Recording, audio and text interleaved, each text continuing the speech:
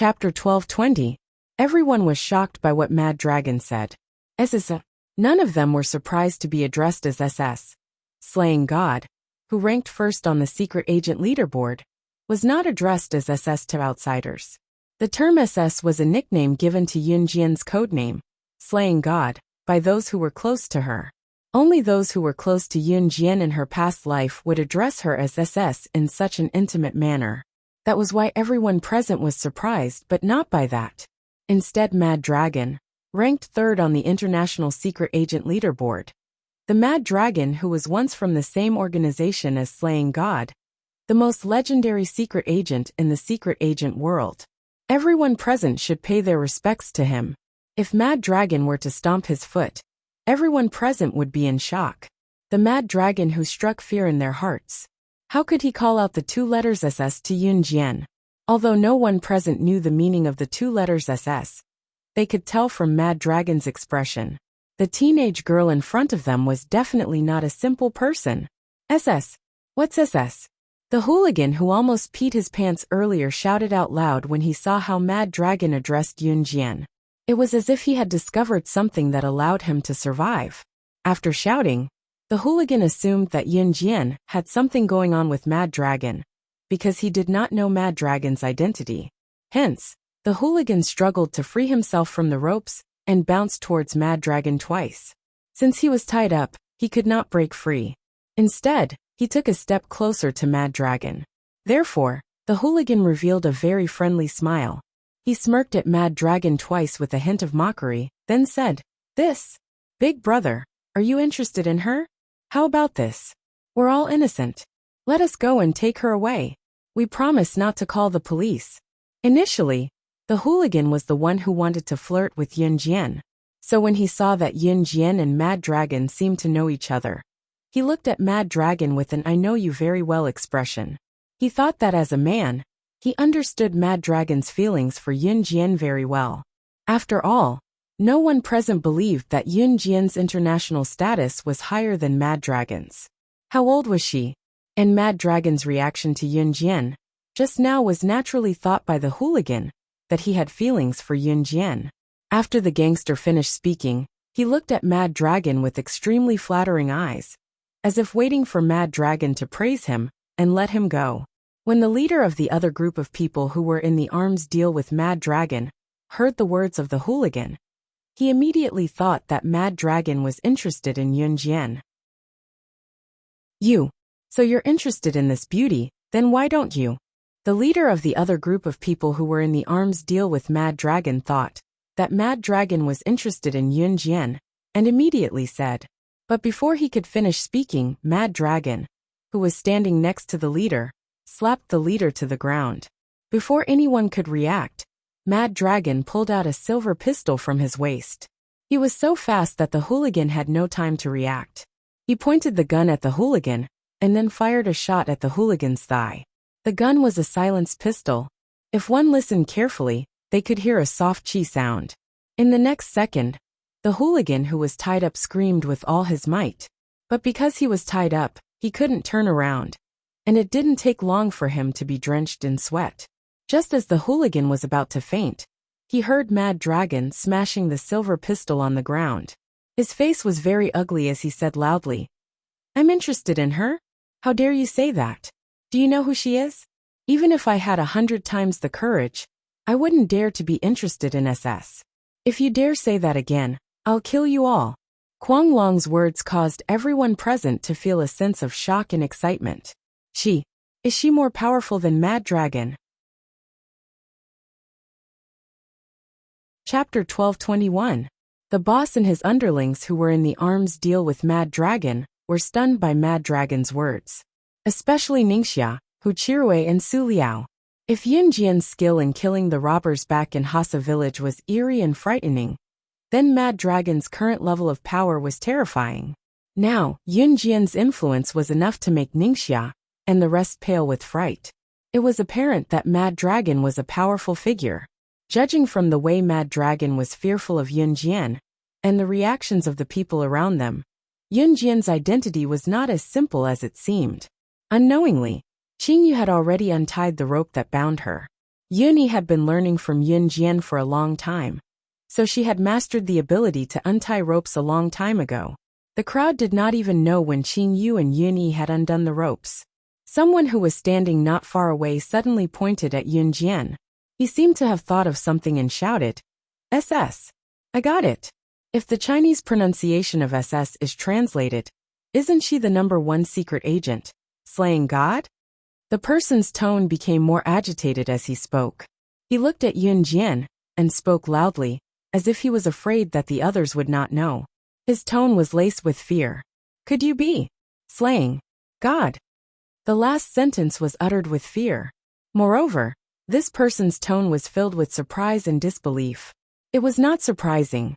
If Yun Jian was really the number one secret agent slaying God, how was this possible? This girl who appeared out of nowhere was the number one secret agent slaying God. How is that possible? Slaying God came and went without a trace. Her whereabouts were so eerie that it was frightening. Moreover, every time slaying God appeared, she would wear a mask made of human skin. Therefore, the number of people in the world who had seen slaying God's true face could be counted on one hand. As soon as that person finished speaking, everyone present was dumbfounded. What? Special agent ranking? Ningxia and the others didn't even know what the special agent ranking was. However, no matter how stupid the people from Ningxia were, it was impossible for them to not understand the meaning of this ranking. Secret agents and assassins were characters from movies. However, why were these people questioning if Yun Jian was the top secret agent, slaying God? First place. Then he would be number one in the world. Su Liao had never thought that Yun Jian, whom he had taken an interest in from the first time he saw her, was just a gentle and weak little girl. Was she slaying God, the top secret agent on the international secret agent ranking? However, just when the scene was in an uproar, and the scene was filled with horror and astonishment, Yun Jian was not affected by the horrifying scene at all. Her voice was cold as she said, "I'm not." She was not slaying God because that was her past life. Yun Jian did not even need a draft when she lied. Mad Dragon, who was standing not far away, had obviously noticed that Yun Jian did not want to reveal her identity. Cough cough. Slaying God, the top secret agent ranking, how could she be her? Mad Dragon helped Yun Jian to lie. Then why are you so agitated when you see her? Someone risked his life to ask Mad Dragon. At that moment, everyone had their eyes on Mad Dragon. However, before Mad Dragon could say anything, Yun Jian's cold voice was heard again. Because he was too weak. I once chased him around and beat him up. Did she just say that Mad Dragon, the third best secret agent on the international secret agent ranking, was too weak? Once again, everyone was stunned by Yun Jian's words. Right then, four tall silhouettes walked in from the periphery of the beach. Chapter 1222. No one noticed that the people who surrounded the beach had fallen, and Ce was making his way over smoothly. Those who stood where they were unwilling to believe Yun Jian's words. Since she claimed that she was not slaying God, how could she have captured and beaten up Mad Dragon, who was ranked third in the international secret agent ranking? Just as everyone was doubtful and refused to believe the truth, Mad Dragon, who stood opposite Yun Jian, suddenly coughed softly. Cough. SS, can you not expose me when you're here? Although this is the truth. After saying that, Kuang Long's cold and aloof face was replaced by a faint smile. Those who thought that Yun Jian was exaggerating were stunned by Mad Dragon's admission. Could it be true? Who was Mad Dragon? He was ranked third in the secret agent ranking, and a top powerhouse in the secret agent industry. In the end, he admitted it himself that he could not defeat Yun Jian. Even when Yun Jian denied her shocking identity of being slaying God, Mad Dragon's admission was enough to shock everyone present. While everyone was frozen in shock, Ce appeared out of nowhere and grabbed Yun Jian's hand as he glanced at Mad Dragon with a sense of danger. It was only then that Ce looked at Yun Jian. His aloof gaze that swept across the place turned into a gentle morning sun. Ce looked at Yun Jian and turned his slightly curved side profile to the people present. Irresistible gentleness was reflected in the soft light as he looked at her and asked softly, Xiao Jian, is it fun? His soft greeting surprised everyone present. There was an unusually sharp gleam in his eyes. The man who appeared out of nowhere could still look at Yun Jian with such a doting gleam when he saw her. Yun Jian did not resist Ziyi's handshake. Instead, she openly interlaced her fingers with his. Where are the people guarding the perimeter? Didn't they seal off the sea? How can anyone come in? Where are they? The boss, who was about to trade arms with Mad Dragon, suddenly grabbed one of his men's collar and bellowed. The surrounding sea was guarded. Logically, Ziyi should not be able to come in. Kill him. Ziyi suddenly turned to the side. His flawless face was so perfect that even men could not help staring at it for a few seconds. Ziyi uttered the word nonchalantly as he grabbed Yun Jian's hand with one hand, while the other was casually and lazily tucked in his pants pocket. There were 3 people standing behind Ziyi: Emo-san, Xueying, and Lin Wei. At this moment, Xueying was resting one hand on the shoulder of Emo-san and Lin Wei respectively. He was hugging the shoulders of these 2 people with his back facing them. It seemed that he was whispering something. What? You actually dared to kill my men? You. The boss was clearly a bit stupid. When he heard that Ziyi had killed his men, he was so angry that he wanted to order people to arrest Ziyi. However, at this moment, Xueying finished whispering to Emo-san and Lin Wei. Xueying and the other 2 also turned around. At this moment, Mad Dragon saw Lin Wei. Previously, Xueying had his back facing them, so Mad Dragon did not see Lin Wei clearly. Now that he suddenly saw Lin Wei, Mad Dragon was stunned for a second before shouting in surprise. L, it's you. L was Lin Wei's unique code name. When he was training assassins in the Enhan organization, it only had one letter. Lin Wei's name was not particularly famous, but he was still well known. However, who in the underworld did not know about the Enhan organization's L? Chapter 1223. If Mad Dragon, who was ranked 3rd on the secret agent ranking, was a terrifying existence, then any one of the 4 leaders of Enhan could be compared to the top 3 on the secret agent ranking. In other words, Lin Wei's strength was enough to receive the same treatment as Mad Dragon on the international level, or even higher. It was obvious that Yun Jian was trained by Lin Wei, so Mad Dragon was naturally trained by Lin Wei as well. Mad Dragon was a little surprised to see Lin Wei here, but he didn't say anything after he recovered. Lin Wei only nodded slightly at Mad Dragon, but didn't say anything. In comparison, among the 4 leaders of Enhan, only Lin Wei was more aloof. He was the one who didn't talk much, and if he didn't have to, he wouldn't say a word. According to the ranking of aloof, the second would be Mo-san, who was very steady in his work. Hey brat, I finally met a student of yours. Xueying put his arm around Lin Wei's shoulder, leaned in front of Lin Wei, and joked with him. Let go. Lin Wei spat out a word with a cold face.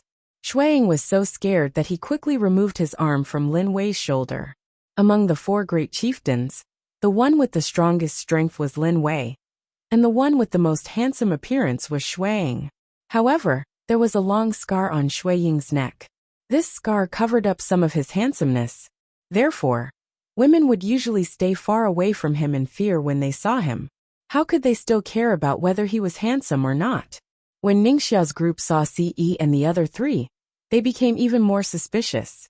Why did these people seem to have a big background?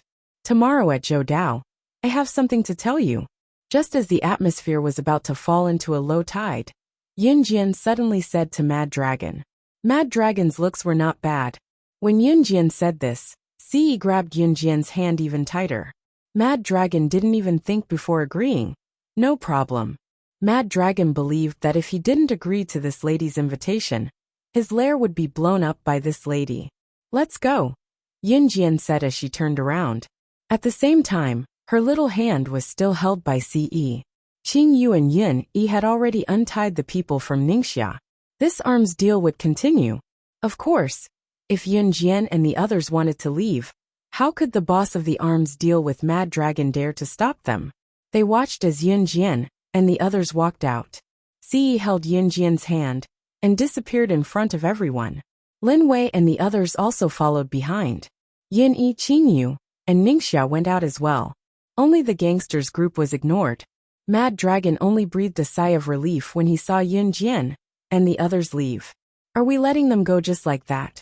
The boss suddenly said. After saying that, he immediately realized his mistake and hurriedly covered his mouth.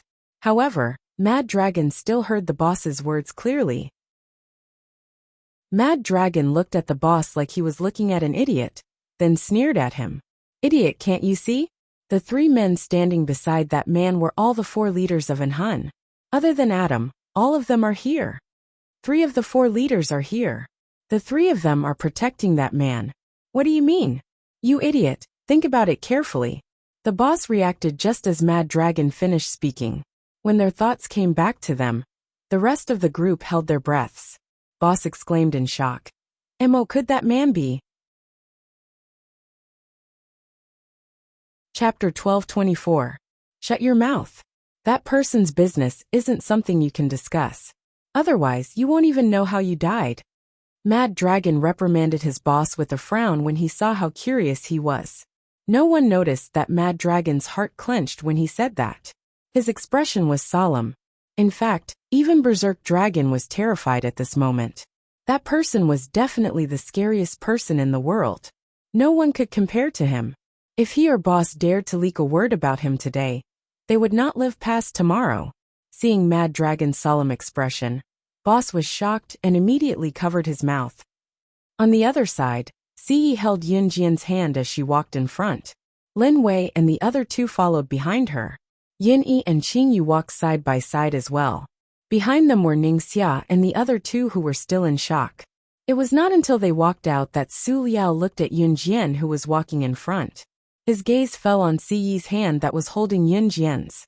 Su Liao was silent for 2 seconds before he asked Yun Jian. Who were those people just now? How can they open fire so brazenly? Su Liao, Ning Xia, and Hu Qirui were together. They were all university students and had never seen such a scene before. They were obviously scared out of their wits. Ning Xia and Hu Qirui had already seen it in Hasa village, but when they saw the frightening scene again, they were still frightened from the bottom of their hearts. Yun Jian was taking 2 steps forward when she suddenly stopped and turned around slightly. Her hand was still held by Ce. She smirked and said, "You want to know? You can go back and find out." After that, Yun Jian ignored Su Liao, who was trembling in fear, and continued walking forward while holding Ce's hand. When they came to a fork in the road, Yun Yi greeted Yun Jian before taking Qing Yu to shop. Yun Jian nodded at once and Yun Yi pulled Qing Yu away. "Hey, young mistress, was that your sister-in-law?" Shuang put his arm around Mo Sen's shoulder and asked Yun Jian. Obviously, the sister-in-law was Qing Yu. Qing Yu's international reputation was not weak, so it was not surprising that Shuang knew her. Yes, Yun Jian replied. They then went to the shopping mall nearby. They had planned to shop here, but Ning Xia was eager to bring Yun Jian and the rest to the beach, which led to the incident earlier. Ning City was huge, but this was the biggest shopping mall near Ning Xia's home. They had not even made 1 round when they bumped into Qin Yiru, Mrs. Yang, and Ning Xia's mother, who were also shopping. Qin Yiru was holding Duan Li and Duan Ye's hands.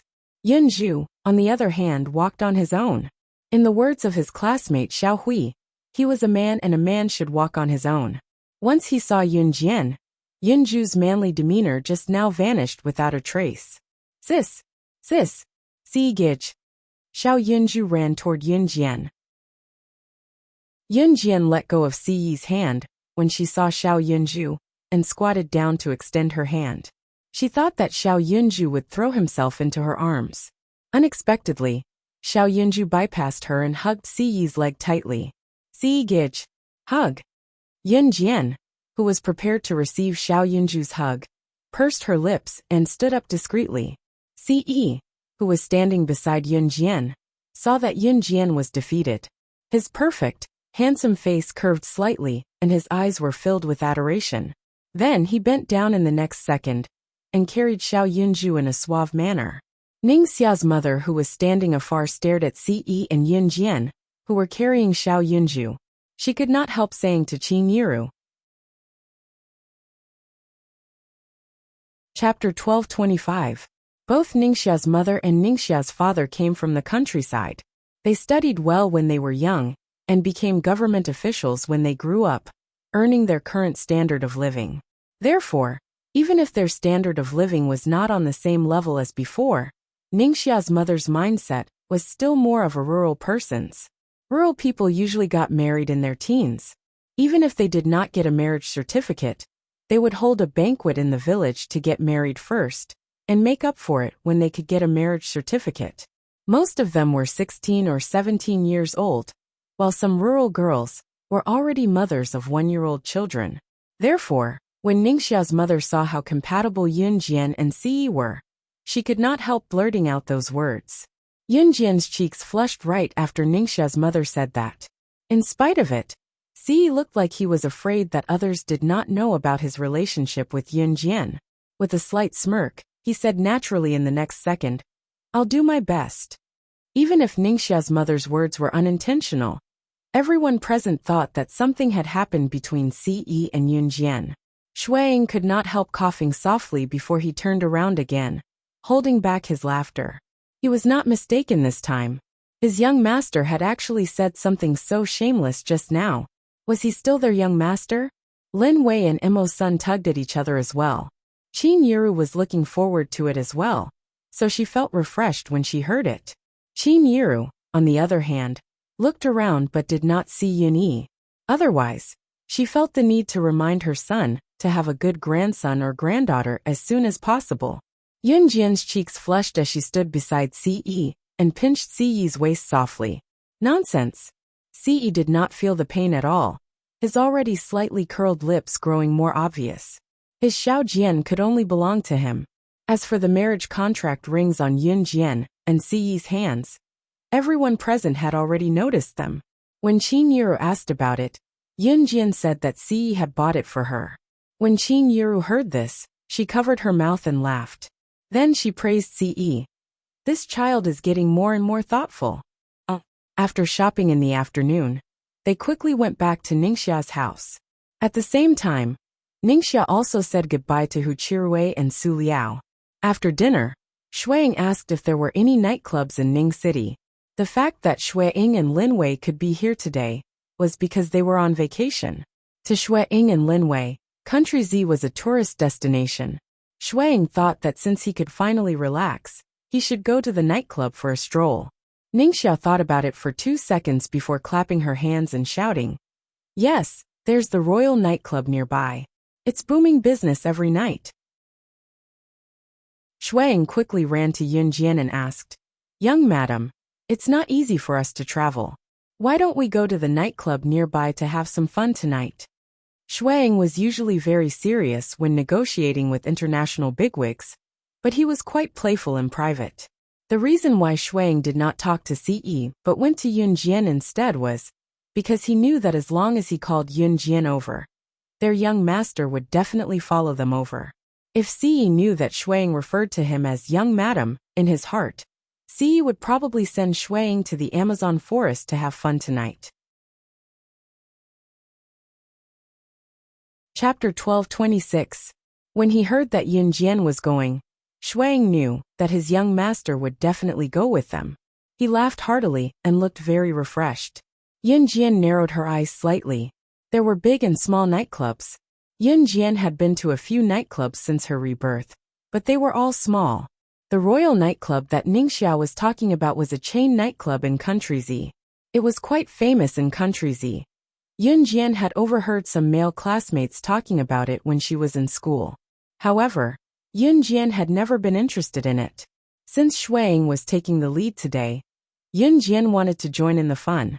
When Qin Yiru heard that the children were going to a nightclub, she couldn't help but remind them. That kind of place is not safe. You can go and have fun, but you can't drink drinks given by strangers. Some time ago, there was even news about a nightclub being investigated by the police. The young ladies in the club were all engaged in prostitution. In the end, they didn't know about it until the police investigated. It turned out that these young ladies went to the nightclub to play at night, and were drugged, locked up, and forced to do this kind of thing. You have to be careful when you go to such places. Don't get cheated. Qin Yiru was completely worried that Yun Jian and the rest would go to a nightclub, which sounded like a shady place. As a mother, it was normal for Qin Yiru to be worried.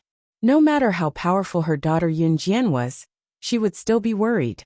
This was the psychology of being a parent. Yes, Mom, I know, Yun Jian said with a smile.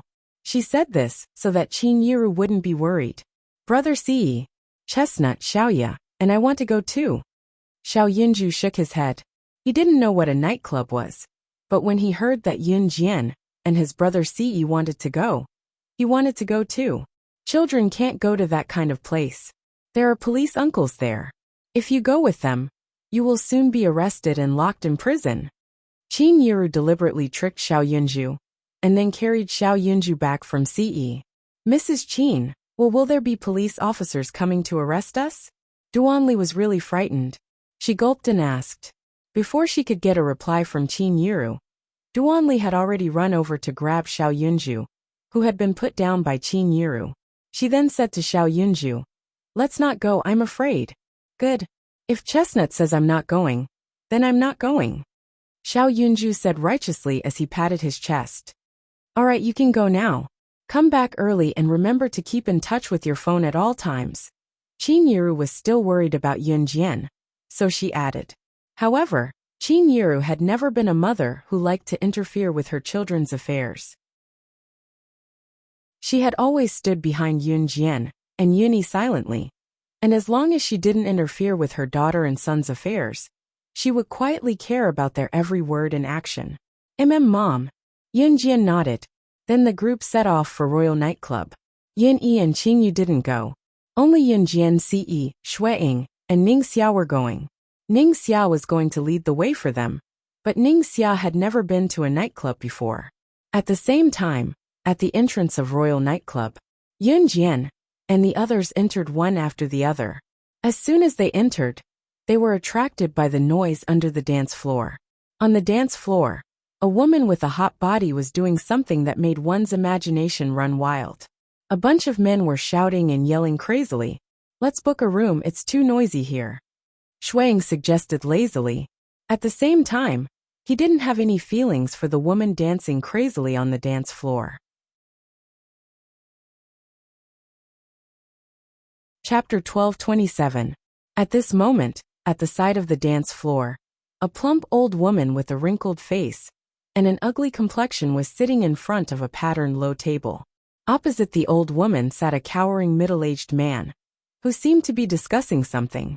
But it was obvious that the old woman's identity was higher than this cowering middle-aged man, because on the dance floor, that hot beauty was crazily twisting her body, presenting her exposed body in front of the group of men below the dance floor. Therefore, it attracted the screams of the men below. The noisy sounds in the pool, and the screams and shouts of the men, made the old woman hiding in the corner, and the cowering middle-aged man talk loudly about the indescribable topic without fear. The middle-aged man cowered and looked at the old woman. He was about to take the initiative to break the silence and said, "Aunt Hong, you." The old woman called Aunt Hong, who was in her 40s or 50s, didn't wait for the middle-aged man to finish speaking, and slapped the table and stood up.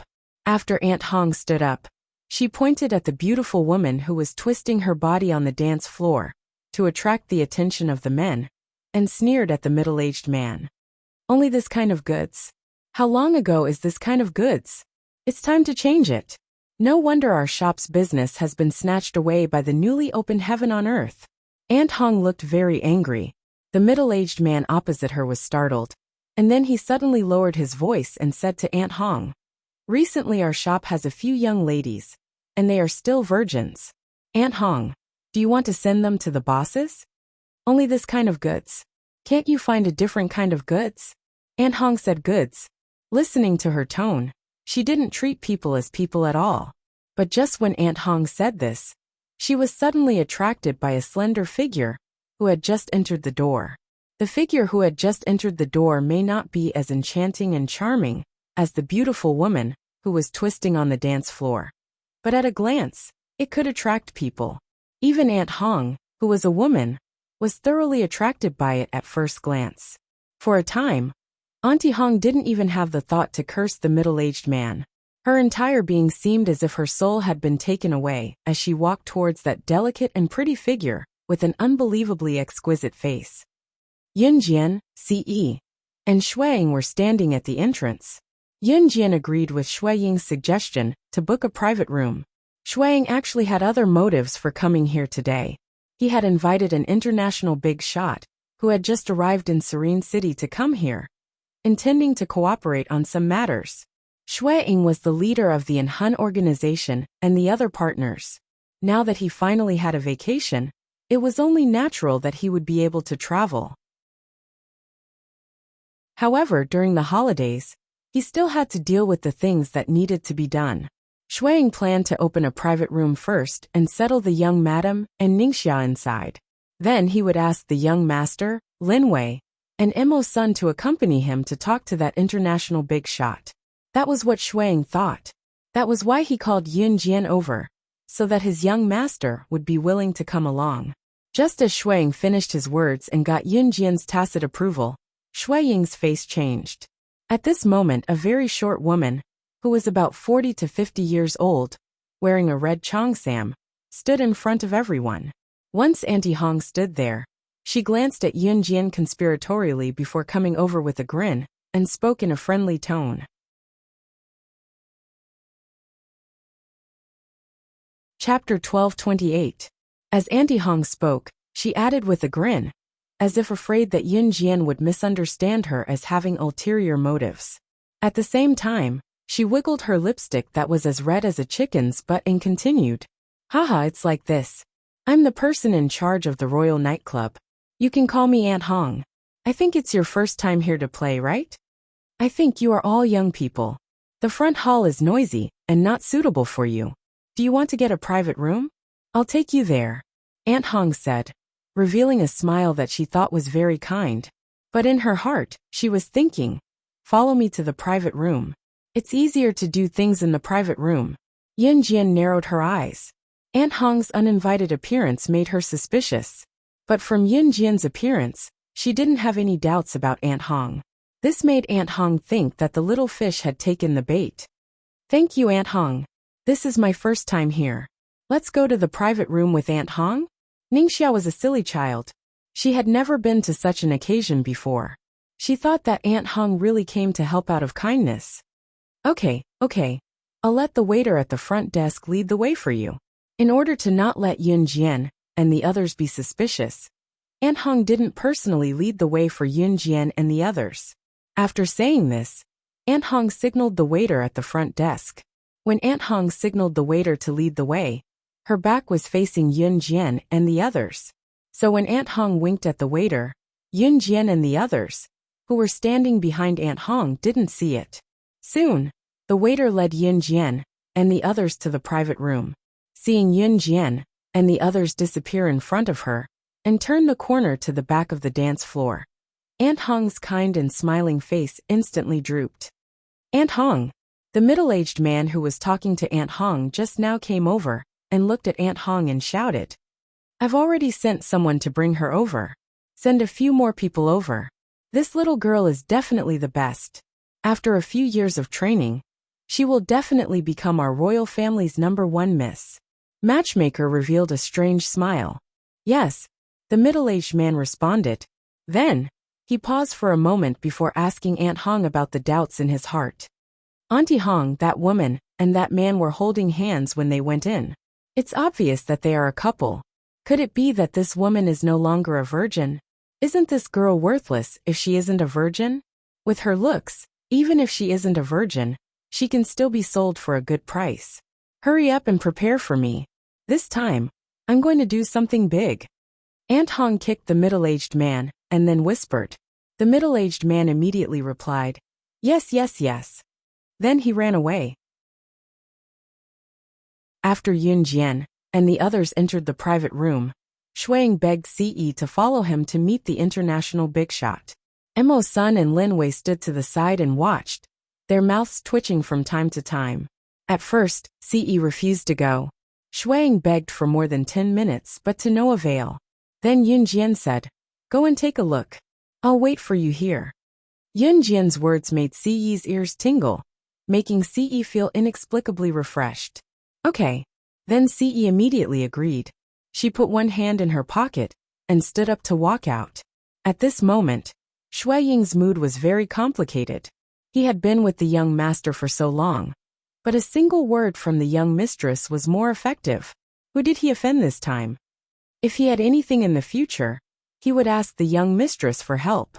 Thinking of this, Shui Ying stood up from his seat and followed Ce. Then, he ran out with Lin Wei and Mo Senator just as Ce and the others left. A waiter came in and brought in a pot of free tea. When the waiter left, he didn't close the door tightly and left a small gap. Yun Jian could clearly feel that someone was sizing her, and Ningxia up with narrowed eyes outside the crack. Chapter 12:29. As soon as she finished drinking, Ningxia felt dizzy. She looked at Yun Jian, only to find that Yun Jian had split into three figures. Yun Jian, why are there so many of you? Ningxia shook her head. She was dizzy, and she felt that she couldn't exert any strength. Me too. Yun Jian felt that the gaze outside the door became sharper. She wobbled for a while, and after a while, she laid down on the sofa. Ningxia saw Yun Jian lying down, and she suddenly felt scared. Then, she quickly ran to Yun Jian and shook Yun Jian hard. Yun Jian, what's wrong with you? Don't scare me. What's going on? Why do I feel more and more dizzy? As soon as Ningxia said the last word, her voice stopped. Then her head shook again, and she directly fell to the ground. Aunt Hong, who had been squatting at the door for a while, saw this. She directly pushed the door open and entered, because she was afraid that Yun Jian and Ningxia were not unconscious. Aunt Hong rushed to Yun Jian and Ningxia and shook them. She asked nervously even though she knew the answer. Wake up, wake up. Little girl, what's wrong with you? In order to verify that Yun Jian and Ningxia had completely fainted, Aunt Hong also reached out to scratch Yun Jian and Ningxia's stomach and under their arms. Ordinary people were very sensitive to these two places. Aunt Hong scratched, but she didn't see any reaction from Yun Jian and Ningxia. At this time, she put away her very nervous look and shouted at the door, "Come in." Immediately, two women came in and moved Yun Jian and Ningxia to another place. Aunt Hong basically called women to do things, such as moving the unconscious Yun Jian and Ningxia to another place. Of course, this was to not attract attention. Tick-tock, tick-tock, tick-tock. The sound of water was leaking. This was a dark basement where no sunlight could be seen. In one part of the basement, there were still water droplets. These water droplets dripped down, covering a large area of the basement floor. Yun Jian had already woken up. Or to put it another way, she had not fainted since she was unconscious. At this moment, Yun Jian's whole body was tightly tied up with hemp rope. She looked around and could clearly tell that this was not the Royal Nightclub's territory, but a basement. However, the basement was not in the Royal Nightclub. There were many teenage girls tied up around Yun Jian. At a glance, there were at least 20 of them. Ningxia was back to back with her back to back. At this time, Ningxia had not woken up. Sob, sob, sob. Not far away, a girl about Yun Jian's age was sobbing and shaking. There were also girls who were frightened by the scene in front of them. At this moment they were desperately asking, "Where is this? Have we been abducted? Then will we die?" Woo. There were more than 20 teenage girls at the scene. Some of them were not awake, but as long as they were awake, they were crying softly.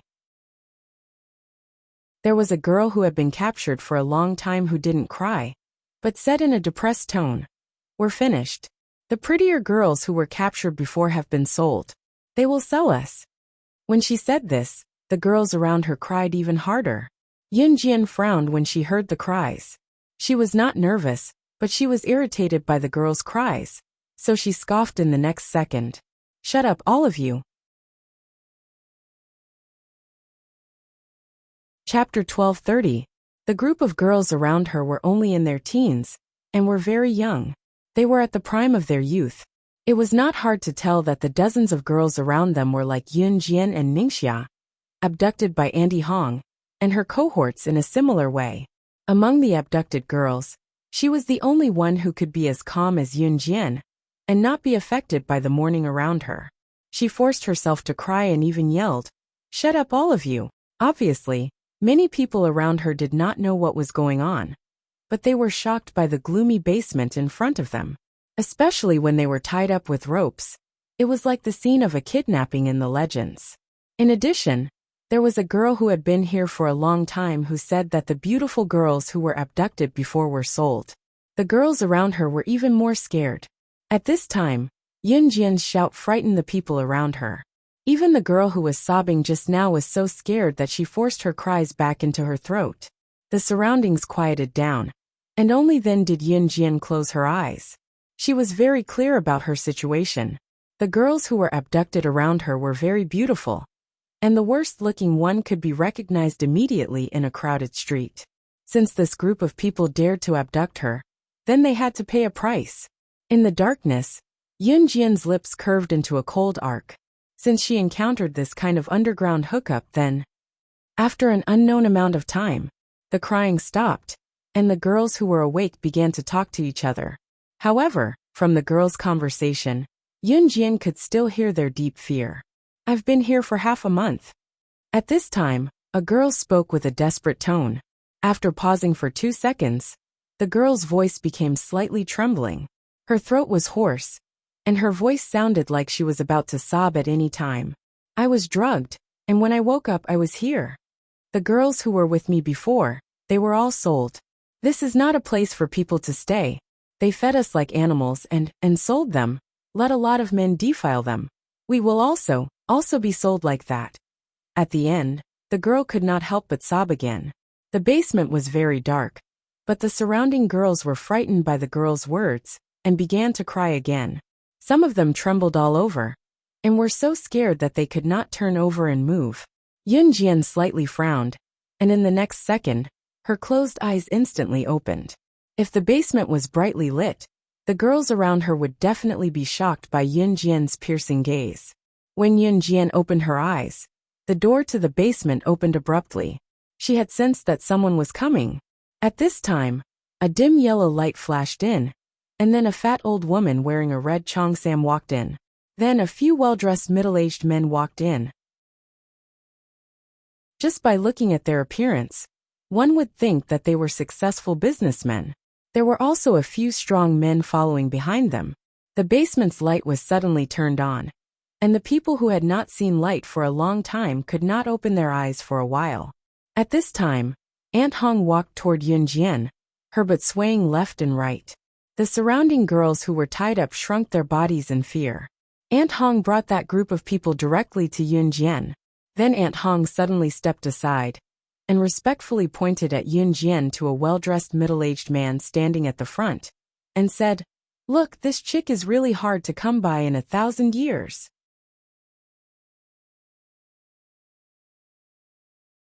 Chapter 1231. Auntie Hong had already doubted whether Yun Jian was still a virgin with the previous middle-aged man.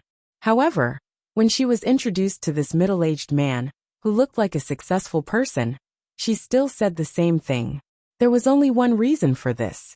She hoped that Yun Jian could be sold for a good price. In Auntie Hong's place, she called these girls who were deceived as goods. Auntie Hong and her group did not treat these girls as human beings. To be honest, after being deceived into this place, even if they wanted to seek death, there would always be someone watching over them. The girls who were completely controlled didn't even have the right to choose death. They could only become puppets for Auntie Hong and the others to make money for the men to laugh at. This was the side of the royal nightclub that people did not know about. At the same time, it was also one of the royal nightclub's major means of earning money. Even as a woman, Auntie Hong could not help but be attracted to Yun Jian, not to mention this middle-aged man. This middle-aged man's surname was Jia, and he was called Boss Jia. Boss Jia was a typical tycoon. He invested in a marine enterprise in Ning City and had contact with some big bosses overseas. Moreover, his family's assets amounted to tens of millions. In 1999, if his family had tens of millions of assets, he would be called a multimillionaire. Even if he became a multimillionaire, he would still be able to occupy a place like Ning City, not to mention Boss Jia. With Boss Jia's achievements, He could be considered as a big shot in Ning City. It was this kind of person that outsiders would never think, that he was actually a regular in the royal nightclub that secretly trafficked young girls. Strictly speaking, Boss Jia's eccentricity could be considered as a pedophile. This was because he was already over 50 years old, almost 60 years old. Boss Jia dyed his hair until it was shiny, but the middle of it was bald. His whole body was full of fat, and he looked extremely ugly. Looking at her delicate and pretty face, he could see that her delicate and flawless face was exquisite to the extreme. Boss Jia's mouth was dripping with saliva. Beautiful, beautiful, beautiful. Boss Jia used his pig trotters to wipe away the saliva flowing out of his mouth. He shouted 3 times in a row. His round eyes stared at Yun Jian. At the same time, Boss Jia rubbed his hands. How is it? Boss Jia, are you satisfied? Auntie Hong threw a coquettish glance at Boss Jia and said with a smile, Satisfied. Satisfied. I'm so satisfied. Boss Jia's eyes never left Yun Jian. Yun Jian didn't move. The girls who were tied up saw this scene. As long as it didn't involve them, they didn't even dare to make a sound. Auntie Hong, name your price. Boss Jia looked at Yun Jian and rubbed his hands even harder. He couldn't wait to rush up. Aunt Hong curled her lips and said, 500,000. What? 500,000? Just a woman, and you are offering 500,000 yuan? Boss Jia was shocked and then exclaimed, Hey, you've seen it for yourself. This chick is so delicate. You should know if she's worth 500,000 or not. If you don't want it, I can sell it to Mr. Yang. The boss Yang that Auntie Hong mentioned was Boss Jia's sworn enemy. As soon as Auntie Hong said this, Boss Jia was unwilling to be at a disadvantage. Okay. 500,000 it is. Pfft. Just as Auntie Hong and Boss Jia were seriously talking about the price, a sneer was heard. At such a serious and dangerous moment, there was still someone laughing. Everyone immediately turned their heads to look. They saw that Yun Jian, who was a commodity, wasn't afraid at all. She was the one who had sneered earlier. You, what are you laughing at? Auntie Hong was shocked by Yun Jian's strange laughter. Then she questioned. However, she heard Yun Jian reply with a smile without fear. Instead of estimating my value here, why don't you talk to me about how you want to die? As soon as Yun Jian finished speaking, everyone around was stunned. Yun Jian was in a disadvantageous position now. Why was she not only not afraid, but also threatening Auntie Hong and Boss Jia? This time, not only Auntie Hong and Boss Jia were stunned, but the group of girls who were cowering around were also dumbfounded. Especially when Yun Jian scolded the girls at the beginning. At first, the girls thought that she was just annoyed. Who knew that she even dared to talk back to Auntie Hong? Chapter 1232. All the girls present broke out in a cold sweat for Yun Jian. Yun Jian's words just now were simply courting death. Sure enough, after Yun Jian said those words just now, Auntie Hong and Boss Jia were both stunned. After recovering from the shock, Boss Jia still looked at Yun Jian in a daze, saliva dripping from his mouth. The little beauty is still so beautiful when she's angry, huh? So charming. After saying that, Boss Jia stared at Yun Jian even more insolently for 2 seconds. Then, he directly ignored Yun Jian's words just now and said to Auntie Hong, Auntie Hong, since I'm going to spend so much money to buy this little beauty will be mine sooner or later. Then, can you let me check the goods now? Boss Jia's words immediately made Auntie Hong nod and promise. Of course, Boss Jia. She's going to be yours soon. You can do whatever you want. Even if you want to do her in front of everyone, we won't object. Auntie Hong's face was indeed very thick. She could say any kind of dirty words. After Auntie Hong finished speaking, Boss Jia felt his lower body tighten. Then Boss Jia laughed loudly and said, Haha, Auntie Hong is still the straightforward one.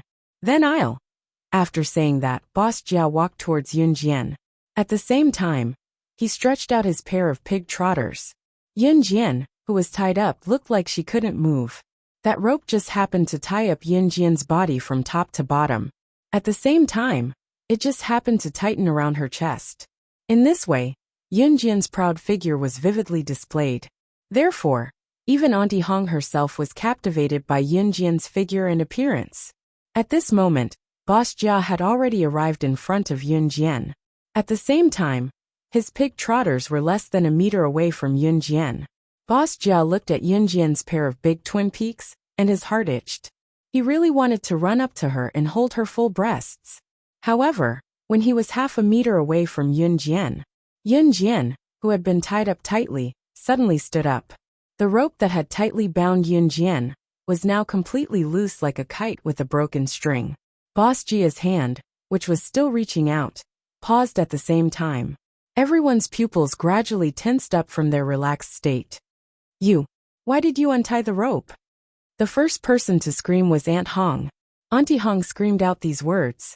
After she finished screaming, she stared at Yunjian in horror, as if she had seen a ghost. When she sent Yunjian and Ningxia here, she tied the ropes on Yunjian and Ningxia herself. Not to mention a little girl. Even a boorish man wouldn't be able to break free from this rope. However, Yunjian suddenly untied the rope. This scene made Auntie Hong so scared that her entire body trembled. Not only Auntie Hong, but also Boss Jia and all the girls present were so frightened by Yunjian's action that they straightened their backs. Why did she untie the rope? When did she untie the rope? Auntie Hong, this is... Boss Jia looked at Yunjian. He was so scared that he took 2 steps back. He was just about to ask Auntie Hong what was going on. However, he saw that Yunjian had already rushed over here. What are you trying to do? Boss Jia was scared out of his wits. He quickly retreated. However, just as he took 2 steps back, Yunjian had already stepped on the ground with 1 foot and jumped. In the next second, she kicked out horizontally. She kicked Boss Jia's abdomen at lightning speed, sending Boss Jia flying out. He then slammed into a wall in the basement. Finally, his entire body twitched and fell to the ground. Yunjian steadied herself and curled her lips into a smile. She coldly looked at the group of people in front of her, who were instantly in a mess. They were all scared silly by her kick. She immediately crossed her arms and said lazily, "Oh right. I forgot to tell you. I'm an advanced special forces soldier in the army." When these words came out, not to mention the girls present, even Auntie Hong straightened her back and looked at Yunjian in shock. The reaction of the surrounding people was the same. They all looked at her in a daze.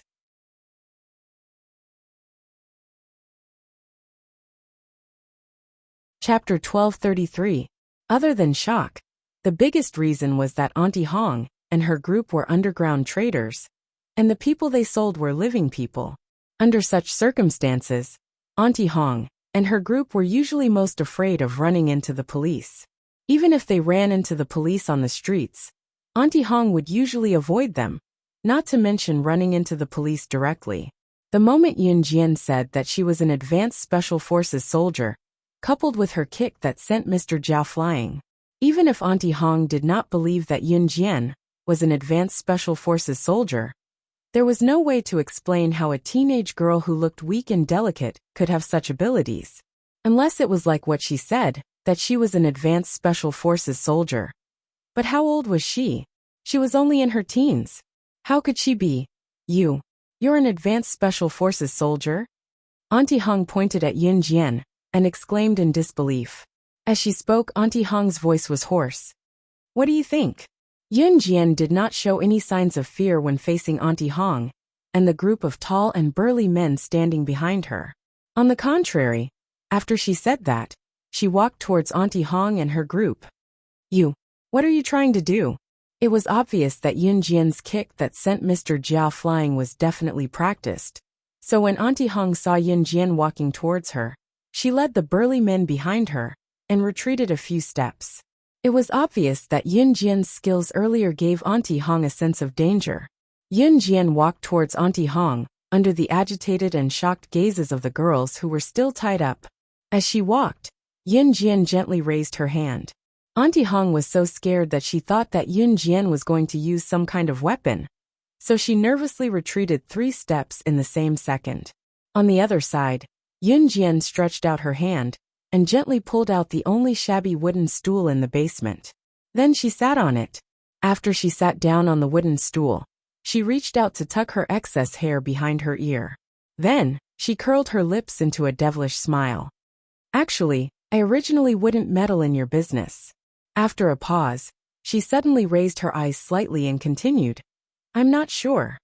But since you've invited me here, and put on such a wonderful show in front of me, I'll be sorry if I don't give you a reward.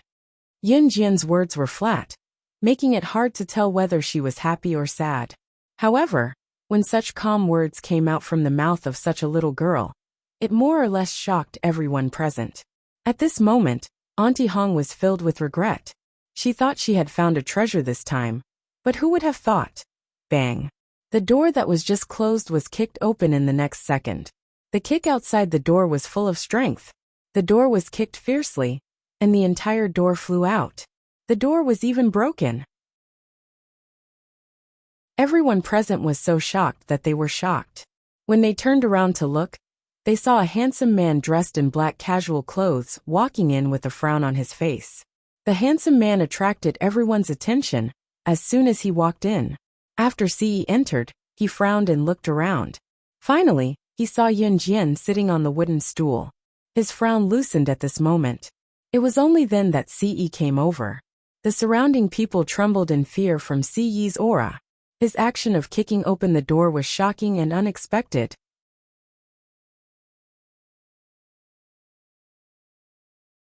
Chapter 1234. Ce's face didn't show any emotion, but Emo's son and the other two, who were familiar with Ce, were quite clear. Their young master was truly enraged this time. You, who are you? Aunt Hong was frightened by the sudden entrance of Ce and the others, and she took a few steps back, especially when she heard Ce say the word kill. Aunt Hong had an illusion that she had provoked a very frightening big shot. Old woman, you don't need to know who we are. Shuang chuckled and took the lead to walk over. His handsome face was covered by a long scar at the bottom of his neck, which greatly reduced his handsome face. Aunt Hong was so frightened that she retreated again and again. Don't talk nonsense with her, just kill this group of people. Emo's son was already walking over. Emo's son's legs were very slender, especially from the back. His figure and appearance were simply an existence that girls yearned for day and night. Emo's son had just taken 2 steps over here, when the few burly men behind Aunt Hong took 2 steps back. In the next second, a sharp killing intent flashed in Emo's son's eyes. In the next breath, in this airtight space, everyone only felt a gust of wind. When they came back to their senses, they saw that Emo's son had already flashed past those burly men at some point in time. Everyone almost didn't notice when he made his move, and only saw those burly men suddenly spurt out a mouthful of old blood. In the next moment, the few burly men fell to the ground with their backs facing the ground. In a short while they stopped breathing. After Emo's son killed these people, he returned to Lin Wei's side. Lin Wei was the strongest among the 4 leaders, but he didn't make a move. That was because these people in front of him didn't even have the qualifications to make him make a move. Emo's son stood beside Lin Wei, but he saw that Shuang had already walked over to Aunt Hong. Ah, you dared to kill them. How dare you? You. Aunt Hong was so scared that she couldn't form words. But Shuang was gradually approaching Aunt Hong. As Shuang approached Aunt Hong, he made tsk sounds. In the end, Shuang said to Aunt Hong, "You old woman, why did you have to capture our young madam? Do you think you can still live after capturing our young madam? Tsk, you already have half a foot in the coffin, yet you're still coming out to harm others." After saying that, Shuang gently pinched his chin with his slender hand and looked at Aunt Hong with a playful expression. Auntie Hong gradually retreated towards the group of girls. After retreating to a place where there was no escape, Aunt Hong directly knelt down in front of Shuang. "I beg you, please don't kill me. Don't kill him." When she said the last word, Auntie Hong suddenly grabbed a young girl beside her and threw the young girl directly into Shui Ying's arms. This young girl's hands and feet were tied up, and at this moment, Auntie Hong had directly thrown her into Shui Ying's arms, causing her to be unable to stand firm. Aunt Hong's eyes narrowed. She suddenly jumped up and ran to the side towards the basement's entrance. This Auntie Hong had a bit of strength. Yin Jian narrowed her eyes. She hadn't noticed it before. However, Aunt Hong was destined to not be able to get out of this basement's door today. Lin Wei casually flung his hand, and everyone only saw a golden light flash past. No one saw what he had flung out. They only saw Aunt Hong, who was running towards the basement's entrance, thinking that she was about to escape from the devil's claws, suddenly freeze. In the next second, blood spurted out from her mouth and nose, and in a short while, she directly fell to the ground and didn't make a sound. Chapter 1235. Lin Wei helped Shuang kill Auntie Hong. When Auntie Hong fell to the ground, her eyes were wide open. She could not believe that she had been killed just like that. Her best years had yet to come. Her time of enjoying life had yet to come. But now, she had disappeared from this world forever. However, Auntie Hong did not feel any shame at the moment of her death. She had been a human trafficker all her life. She had abducted many young girls, causing many families to be ruined. She had also caused many young girls to be defiled by men in their 50s and 60s. In the end, they were in so much pain that they wished they were dead. There were even some who could not bear such a life. In the end, they chose to end their lives in the most miserable way possible. Auntie Hong deserved to die. She deserved to die 10,000 times. Shuang did not care about what happened to Auntie Hong. Just now Auntie Hong had thrown a girl at Shuang. The reason was to distract Shuang. A smart person like Shuang would not have fallen for such a trick. However, the girl that Auntie Hong had thrown at him was tied up. Her feet were not steady, so she almost slipped. Shuang did not know what was going on with him. He just grabbed the girl. Originally, if Shuang encountered such a situation, even if the other party was a sexy beauty with big breasts and big buttocks, he would have directly avoided them. He did not know if it was because of Siyi's influence, but he had no interest in those sexy beauties. However, this time, the girl that Auntie Hong had thrown at him had a fragrant scent coming from her body. That scent was like mint. It was fresh and elegant. It gave people a feeling that they would unconsciously want to pull this girl into their arms. Therefore, Shuang pulled the girl into his arms. Under the dim yellow light in the basement, Shuang was able to see the girl's appearance clearly. She was a beautiful girl who looked like a doll. She was about 16 or 17 years old. Her long and narrow eyelashes fluttered up and down. Just by looking at her, people could not help but want to cherish her. Not to mention men. This was the first time Shuang had seen a girl who looked like a doll. The girl's body also had a fragrance. It was a light mint smell.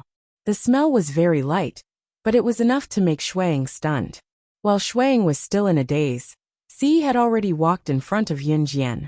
Although his facial expression was the same as usual, Yun Jian could feel that Siyi was really angry this time. Yun Jian stood up from the wooden stool. Just as she stood up, she was pulled into Siyi's embrace.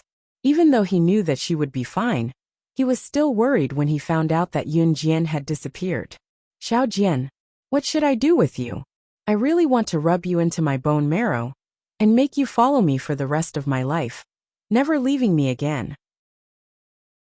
Siyi caressed Yun Jian's long black hair as he spoke softly. Yun Jian's heart was touched. In Yun Jian's previous life, she had always been alone when she went on missions. Now Siyi's words warmed her heart. She reached out and hugged Siyi back. The matter here was left to Emo-san and the other two. Ever since Ningxia was locked up here with Yun Jian, she had not woken up. Of course, this was a stroke of luck, because Ningxia had one less bad memory in her life. In the end, Emo-san contacted the local police in Serene City and arrested all the human traffickers led by Auntie Hong. This group of innocent girls had been saved. Shuang, Emo-san, and Lin Wei were on their way back to the Ning family. Shuang took 2 steps before he turned to look at the girl who had followed him all the way. The girl was holding an old cardboard box. When she saw him turn to look at her, she stopped and kept a 5-meter distance from him, while looking at Shuang innocently. Shuang rubbed his forehead and turned to ask her, "What do you want?"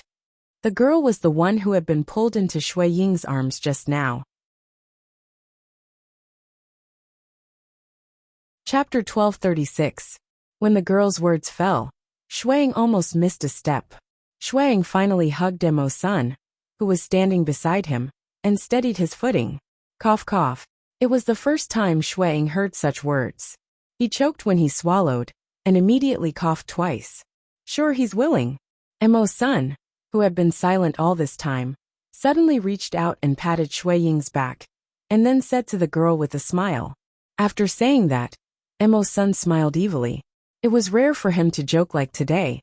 After saying that, Emo's son pulled away Shui Ying's hand that was around his shoulder, and then turned around and left with Lin Wei.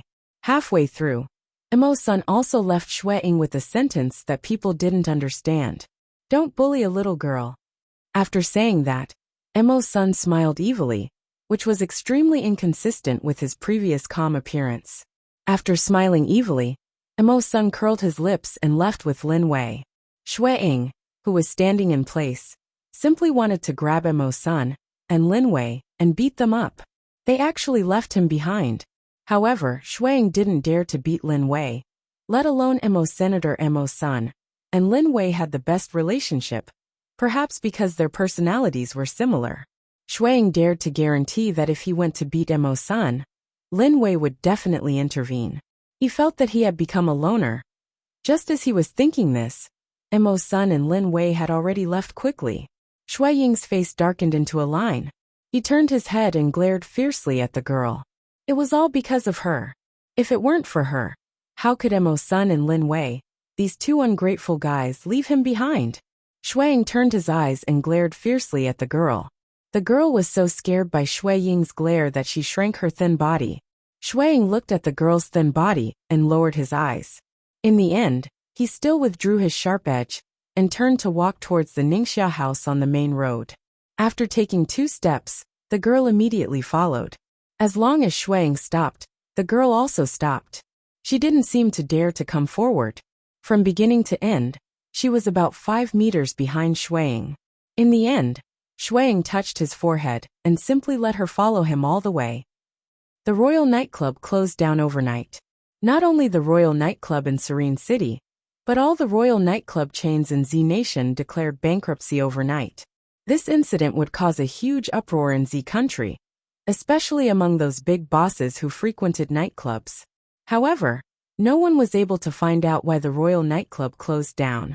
Of course, these were all things that happened later. At this moment, Yun Jian and Si Yi had just arrived at the entrance of Ningxia. Ningxia had already been brought back to the Ning family by Si Yi's men. Yun Jian's explanation was that Ningxia had drunk some alcohol at the Royal Nightclub and fainted because she couldn't hold her liquor. In fact, Ningxia did not know how to drink. So Ningxia's mother helped Ningxia back to her room to rest. Yun Jian and Si Yi stood at the gate of their house in Ningxia and looked at the stars in the sky. After a while, Emo's son and Lin Wei came back. Not long after Emo's son and Lin Wei entered the house, Yun Jian stood there and saw Shui Ying walk in with a sullen face. Behind Shui Ying was a 16 or 17-year-old girl. The girl was holding a cardboard box in her hands. She lowered her head and looked very shy. "You're still following me?" Shui Ying touched his forehead and shouted somewhat impetuously. "Damn! I'm not going to care about this anymore." Shui Ying then entered the house.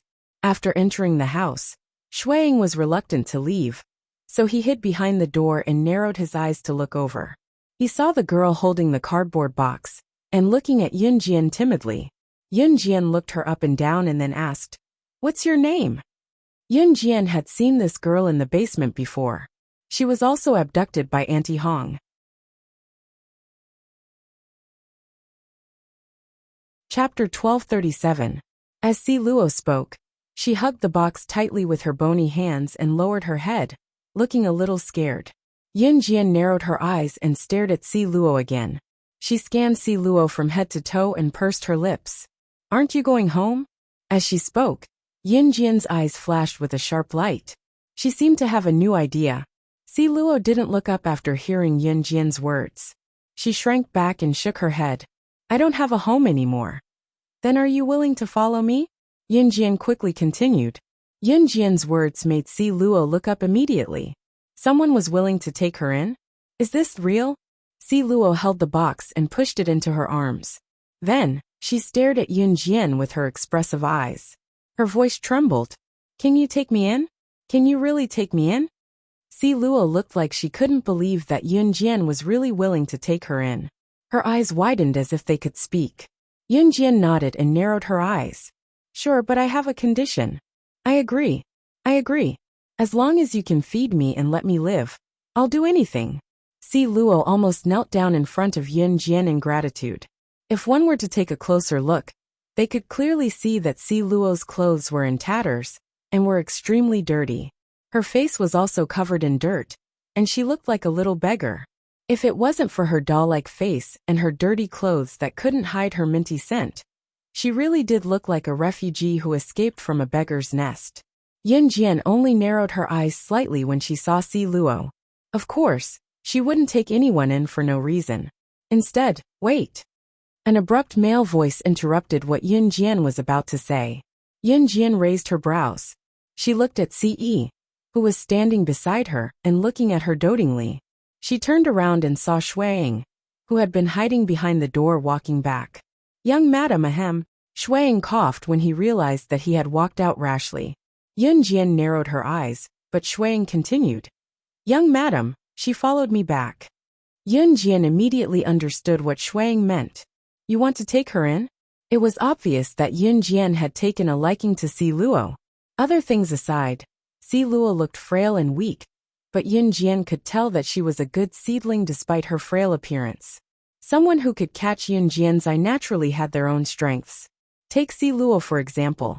Yun Jian was sure that if she trained her personally, a good seedling like Si Luo would definitely become a high-ranking member of the Kosha mercenaries. She might even surpass Snake Lizard in time.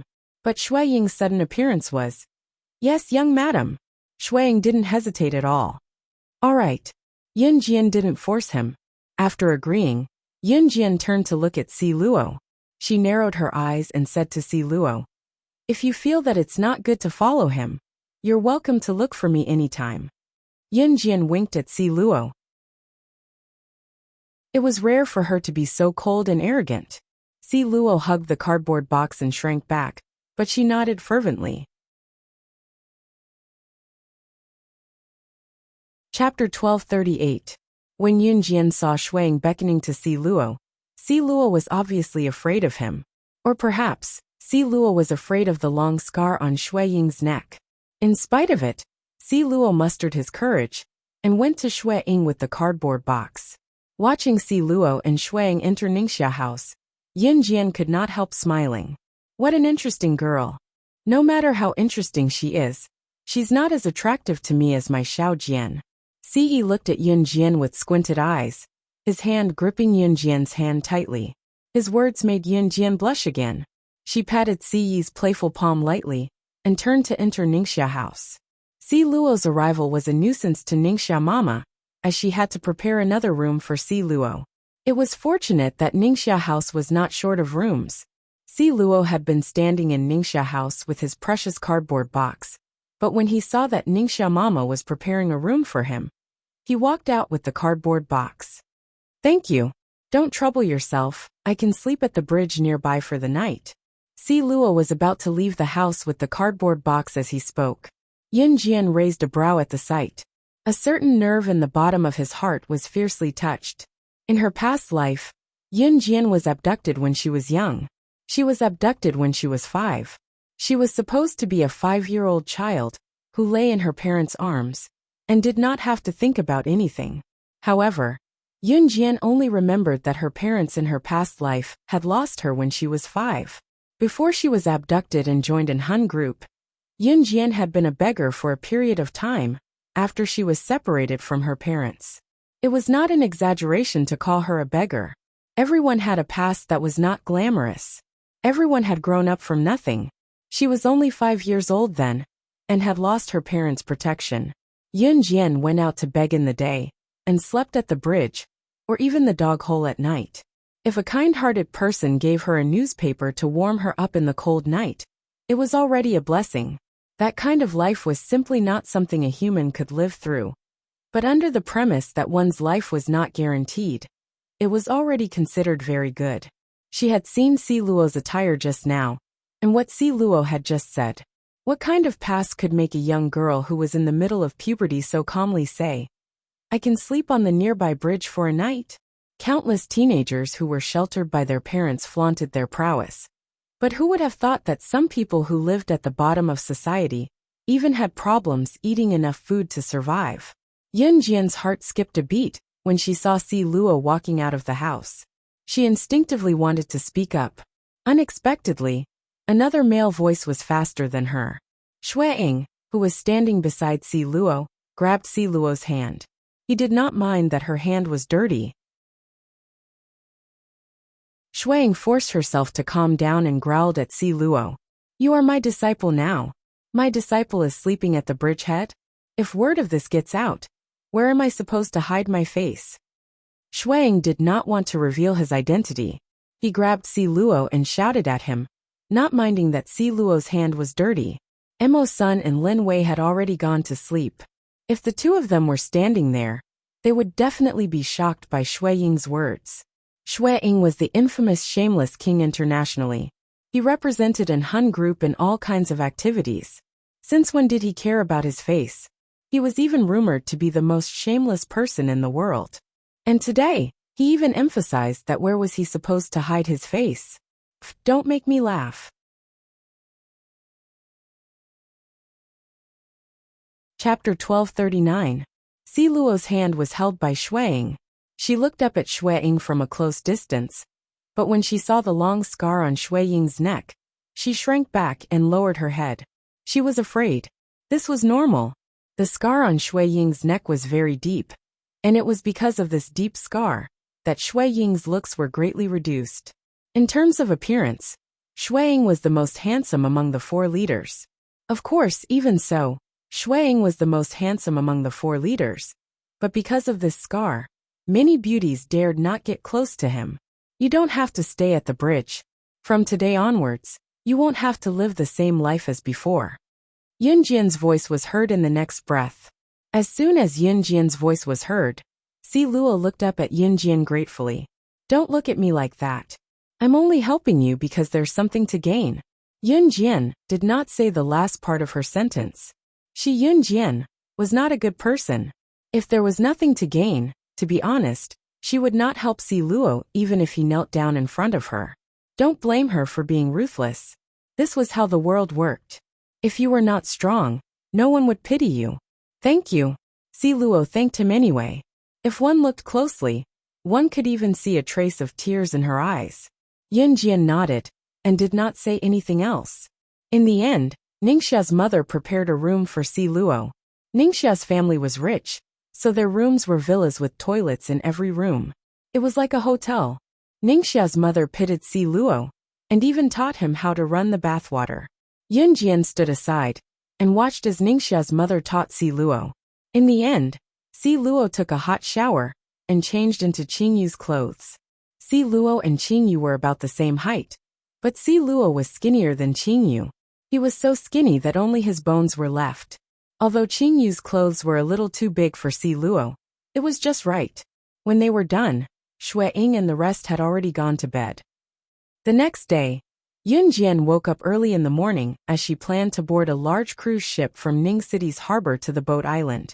When Yun Jian woke up, Qingyu and Si Luo were already up. When Yun Jian came downstairs, she saw Qingyu and Si Luo chatting together. They seemed to be getting along well. Si Luo had washed her dusty body yesterday and changed into Qingyu's clothes. Her beggar-like appearance had completely disappeared. Even Yun Jian couldn't help but take a few more glances at Si Luo. After washing up, the faint mint scent on Si Luo's body became even stronger. Her doll-like face was naturally beautiful. Even Ningxia's mother couldn't help praising her. What a delicate little girl! In the morning, Ningxia's mother, Qin Yiru, and Mrs. Yang made breakfast together. When Shueying and the other two came down, Shueying and the other two were so shocked by Si Luo's current appearance that they stopped in their tracks. Shueying in particular did not expect Si Luo to be so pretty after changing into a white dress. Si was unfazed. No matter how pretty a girl was, she could not beat his Xiao Jian. Si was not even in the mood to look at Si Luo. He went straight to Yun Jian and held her hand. Wow, what a pretty Jejia! When Xiao Yunju, Duanli, and Duanya came down from upstairs. Xiao Yunju yelped when he saw Si Luo and wanted to run to her. At the same time, Xiao Yunju opened his arms wide like he was asking for a hug. Hello, Jejia. Xiao Yunju was halfway there when he saw his elder sister, Yunjian, standing not too far away. Xiao Yunju suddenly felt like he was lifted up. Chapter 1240. Little brat, have you eaten breakfast? Shuang lifted Xiao Yunju up in front of Yunjian, as if his life depended on it. Then, when he saw Xiao Yunju looking up at him, he spoke in a muffled voice. Xiao Yunju shook his small body, but realized that Shuang had a death grip on him. Xiao Yunju pouted and looked at Ce unwillingly. Then he complained to Ce. Big brother Ce, big brother Wang Er is bullying me. He won't let me down. I'm in pain. Big sister will be sad if she sees this. Xiao Yunju knew how to talk. He knew that Ce cared about Yunjian, so he purposely said this. The meaning of this sentence aside, just the mention of big brother Wang Er was enough to make Shui Ying's eyes darken. When he heard Xiao Yunju call him big brother Wang Er, Shui Ying had the urge to run to Yulong mainland and kill Adam. That rascal had given him the image of big brother Wang Er in front of Xiao Yunju. Even now, Xiao Yunju refused to change the way he addressed him. Sensing Ci's murderous glare, Shui Ying quickly let go of Xiao Yunju's hand. Xiao Yunju, who was let go, did not run to Si Luo. Instead, he ran back and reached out to hold Duan Li's hand. Little chestnut, we can go to the beach later. Yay yay yay. Yunjian, who stood not too far away, merely smiled at the sight without losing her composure. Shui Ying and Mo Sun and Lin Wei did not plan to go to the beach. They had already gone to the beach, especially Hawaii. They did not want to go there anymore. Si Luo also said that he did not want to go to the beach. To Si Luo, her previous life was worse than the lowest class of society. Now that she was suddenly asked to go on a holiday, how could she accept it? Before setting off, Yunjian stood at the entrance. She glanced sideways into the house and saw Shui Ying standing not far away. Mo Sun said to Shui Ying in a rare teasing tone. Didn't you say you were going to the beach? It was rare for Mo Sun to tease someone. With this tease, Shui Ying was ridiculed to the point of not being able to reply. Finally, Shui Ying replied, I don't want to go at the last minute. Isn't that normal? Shui Ying's words made Mo Sun smile. It's very normal. Even Lin Wei put on a fake smile and said these 3 words. Ning City Cruise Pier. Ningxia's mother knew the people who worked at the cruise terminal, so she bought some better tickets for Yunjian and the others through the back door. Ningxia's mother did not come with them, but she got Ningxia to accompany Yunjian and the rest to Zhou Island. Mrs. Yang's family was the only one who came along, followed by Qin Yiru and Ge Junjian, Yunyi Qingyu, Xiao Yunju, and lastly, Yunjian and Ce. There was a lot of traffic when they boarded the ship. There was a queue to be checked before boarding the ship. Zhou Island was no doubt a tourist destination, so there were a lot of people. It took more than an hour to queue up and board the ship. There were a lot of people in the queue. Ce took advantage of his height to hug Yunjian the whole time, protecting Yunjian in his arms. He did not let the people around them step on her or touch her body because of the crowd. When they boarded the ship, their seats were fixed. They used their tickets to secure their seats. At least this was the case on the cruise. Yunjian and Ce found their seats and sat down. When Qin Yiru and Ge Junjian found their tickets, they happened to see a couple sitting there. When Qin Yiru saw this, she glanced at Ge Junjian, then went up to them and said politely, Hello, may I know if you're sitting in the wrong seat? Our seats are here.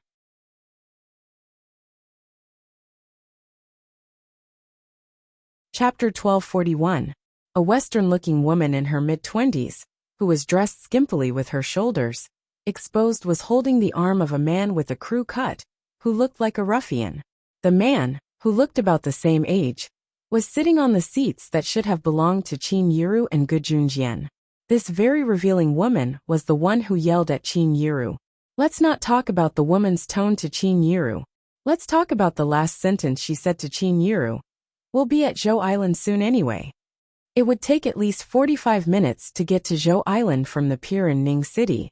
This was under the condition that there was no obstruction. Zhou Island was an island in the middle of the ocean. In other words, it was a floating piece of land in the ocean. It was a small island. Zhou Island was located on a small island and was surrounded by the ocean. Moreover, Zhou Island was surrounded by the ocean. People who came here for tourism could understand the true meaning of the ocean. However, from Ning City to Zhou Island, there was a large ship carrying hundreds of people. It would take at least 45 minutes to sail slowly from Ning City to Zhou Island. If there was an unexpected situation on the way, it would take at least an hour to sail. Even so, there were still a lot of tourists coming. As a result, there were not enough ships sailing between Ning City's pier and Zhou Island. Therefore, there was a situation where people sat according to their seats. Some people could not get a seat and could only stand all the way. Ningxia Mama had friends at Ning City's pier, so it was not surprising that she could get a seat. Obviously, these two young people did not get a seat, so they shamelessly occupied Qin Yiru and Gu Yunjian's seats. This woman's words made Qin Yiru frown. Although Qin Yiru did not like to look for trouble, she was not the kind of person who would be led by the nose by others and not dare to say half a word. Therefore, when Qin Yiru heard this woman's words, she refuted on the spot. "This beautiful woman, this seat was reserved when we bought the ticket, so please make way." Qin Yiru also raised her voice. After all, to Qin Yiru, she was weak, but when something that should have belonged to her was taken away by someone else, and the other party had no kinship with her, she would still ask for it back. "I say, old woman, are you crazy? Will we die if we sit on this seat?" The woman was still aggressive. The most infuriating thing was that as soon as the woman's aggressive words fell, the man sitting next to the woman peeled a grape and personally fed it to the woman. The man glared at Qin Yiru and then comforted the woman. "Honey, don't mind them. I think this woman is going through menopause." "You guys." Qin Yiru listened as the couple in front of her became more and more ridiculous. As long as she was a human, she would definitely get angry. Gu Junjian just held Qin Yiru's hand and wanted to reason with them, but a beautiful hand held Qin Yiru down first. Yun Jian took 2 steps towards them and held Qin Yiru's hand. Then she said to Gu Junjian, "Dad, bring Mom to our seat first." Yun Jian had already changed her way of addressing Gu Junjian as Dad. When Gu Junjian heard Yun Jian's words, he decisively pulled Qin Yiru's hand and walked towards Yun Jian and Si Yi's seat. At this moment, Yun Jian crossed her arms in front of her chest and looked at the young couple. She didn't say anything. She just stared at the young couple with her eyes. The young couple originally acted as if nothing had happened, and they were minding their own business. However, after being stared at by Yun Jian for a long time, the woman began to panic and scold Yun Jian. "Are you crazy? What are you looking at?" Just as the woman said this, Yun Jian suddenly strode forward. Under the shocked gazes of the surrounding passengers, she suddenly reached out and grabbed the woman's hair. Before the woman could react, she dragged her hair down from her seat and threw her far away. The woman was not prepared at all and was directly smashed to the ground, rolling a circle on the ground. However, Yun Jian suddenly clapped her hands and stepped on the woman's seat. Then she said to the man,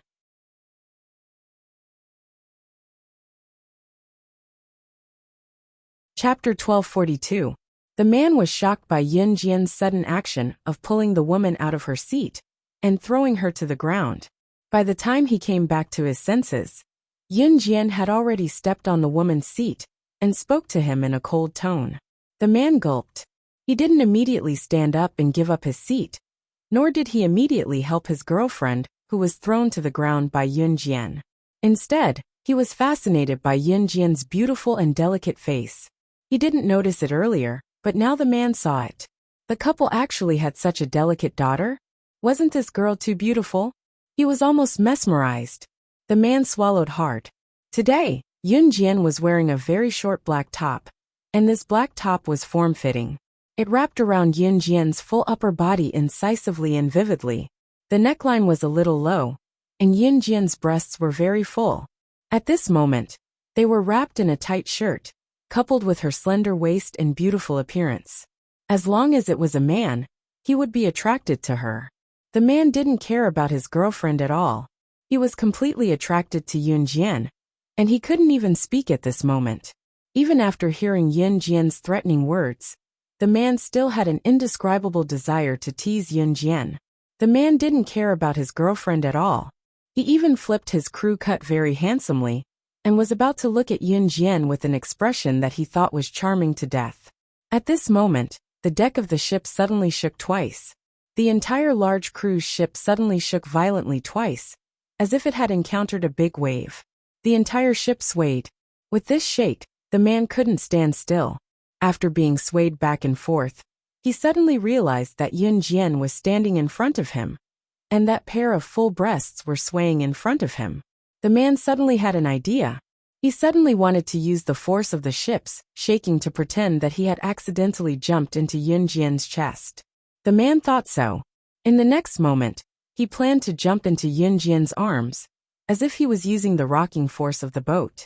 Just as the man was about to do so, he had already pounced on Yun Jian. But when he was 30 centimeters away from Yun Jian, he saw a large palm suddenly appear on Yun Jian's slender waist. The large hand grabbed Yun Jian's slender waist and pulled Yun Jian over.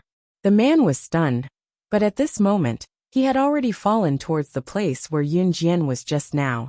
If he continued to fall, he might just fall over. However, it was unrealistic for him to fall because when the man fell towards Yun Jian's position, a slender thigh entered his sight. She lifted her slender leg from the ground and kicked the man's abdomen in a way that couldn't be seen by the naked eye. The man saw with his own eyes that the slender leg kicked his abdomen, and then his body flew out dozens of meters away. At this moment, the man felt that the breakfast he had eaten this morning was about to be kicked out of his mouth. The moment the man was sent flying, he saw that in the distance, the person who had kicked his slender leg was holding on to the girl he had tried to get close to, but couldn't even touch the corner of her clothes. The people standing around the cruise ship were frightened by Siyi's actions. Everyone looked up and saw Siyi's dark face. He hugged Yun Jian, and his sharp eyes looked as if he wanted to kill the man.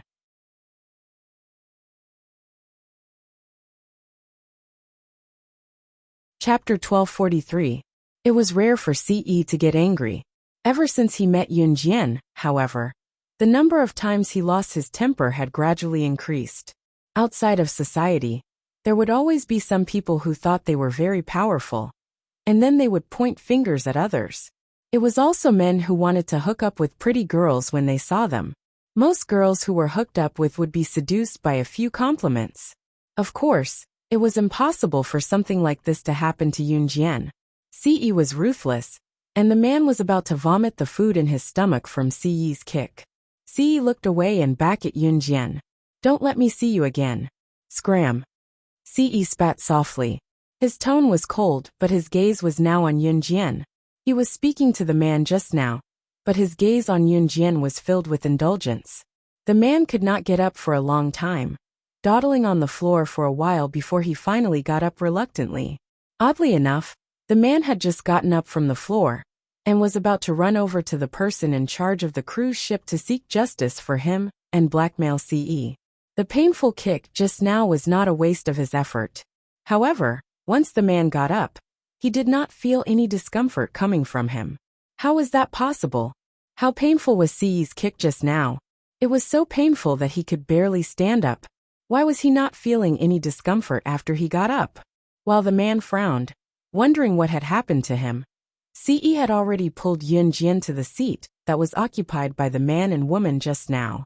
His kick could not have hurt the man, of course. Ciyi did not want to get into any trouble and delay the trip's progress, since they were going out to have fun. His world with Xiao Jian had yet to begin. Yun Jian was unaware of Ciyi's thoughts. She was already sitting with Ciyi on the seat that was occupied by the man and woman just now. The ship was still sailing.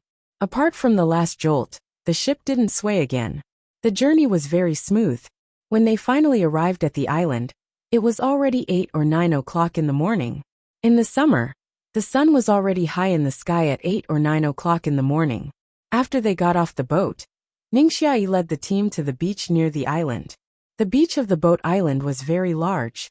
Looking from the edge of the beach, the entire beach was filled with yellow sand and rocks. It was July, and the weather was getting hotter and hotter. The 2 months of summer vacation were undoubtedly the hottest period of the year in Zhe province. When they arrived at the beach, Ningxia accompanied Qing Yu and Yun Jian to the girls' changing room. Qing Yiru and Mrs. Yang went to the changing room together. Before coming to the beach, Ningxia's mother had already prepared swimsuits for the ladies. Ningxia's mother was very polite. Ningxia's mother had also helped to prepare swimsuits for the men. However, most men would only wear underwear when they went to the beach. Of course, the underwear here were not briefs but boxers. There were changing rooms for men and women set up near the sea. Qing Yu was currently pushing Yun Jian into the changing room excitedly.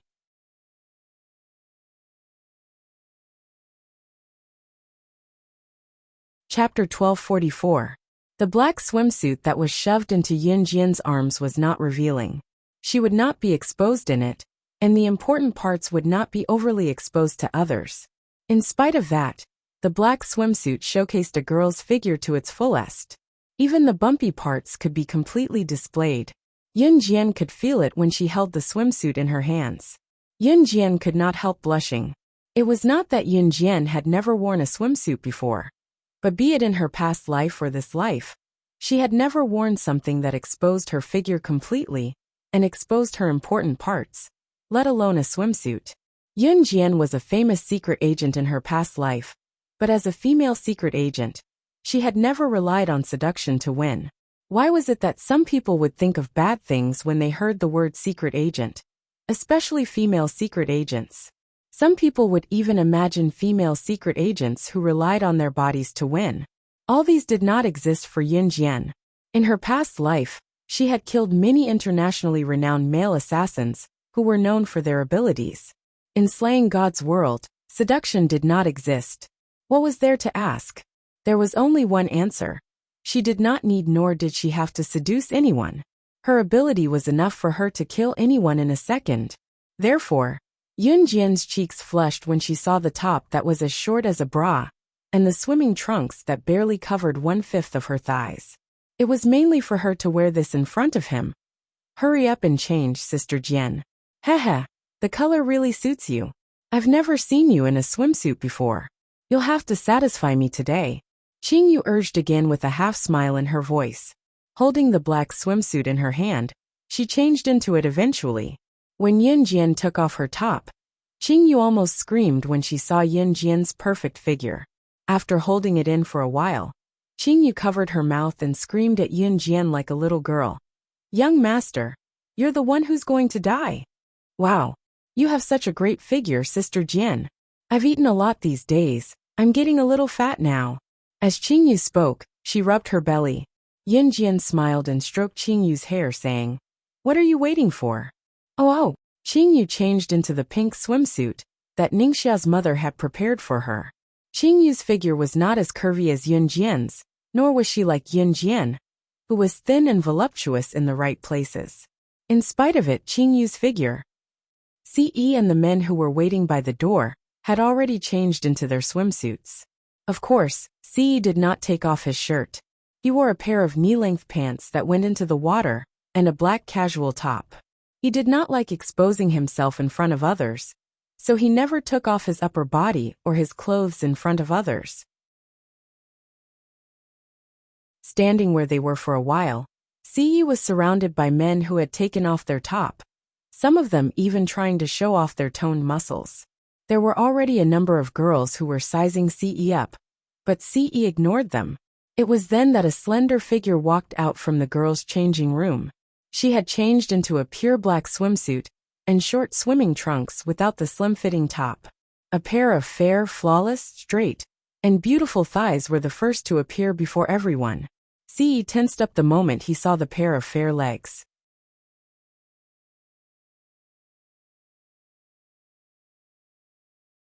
Chapter 1245. Yun Jian's figure was tall and slender. The moment she stepped out, the men around her studied her from head to toe. Yun Jian's swimsuit would not be exposed at all, but it was similar to tights. It gave people endless room for imagination, and at the same time showcased her figure to the fullest. Sister Jin is so pretty. Qingyu stepped out as well. She had changed into a pink swimsuit that was brighter and more revealing than Yun Jian's. In spite of it, pink looked more girly. Qingyu called out from behind Yun Jian. It was a family meeting up with a friend's family to go on a trip together. To put it bluntly, they were out to relax, so there was no need to be so restrained. Yun Jian, who was looking into Siyi's eyes, lifted her head slightly before lowering it again. For some reason, she could keep a straight face in front of others, but in front of Ci, she felt like she had to consider her every move carefully.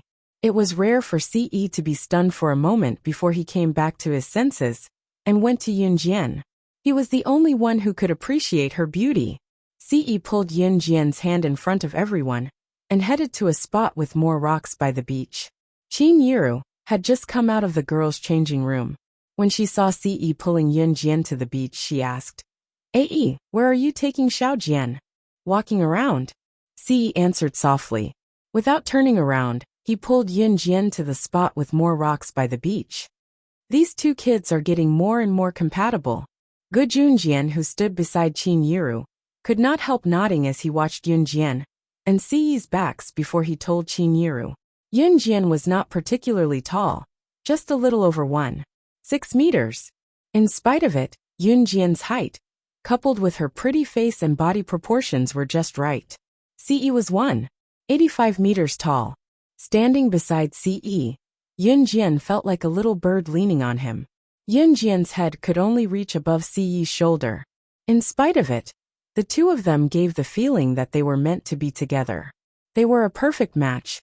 Ci had already pulled Yun Jian far away. Qin Yiru and the others who stood where they were did not follow them. Children were grown up.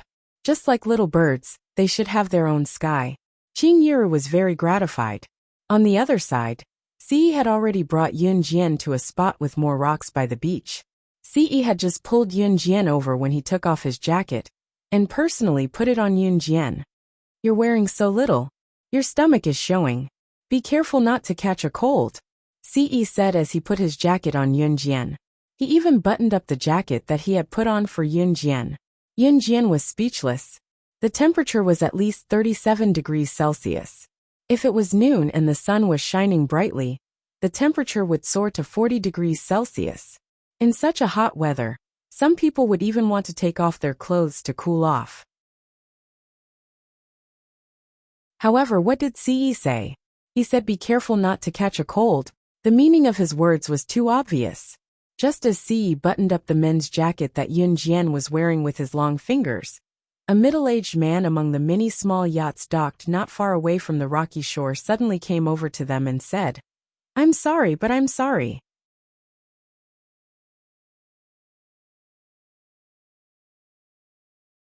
Chapter 1246.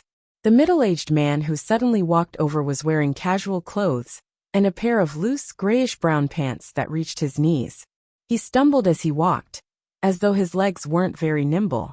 The middle-aged man's arrival interrupted Ci's actions. Although the middle-aged man was a little embarrassed, he still spoke boldly in order to attract business. "It's like this. My surname is Hang. You can call me Master Hang. I've been sailing in this area for decades. I have a boat here that can seat 10 people. We already have 8 guests here.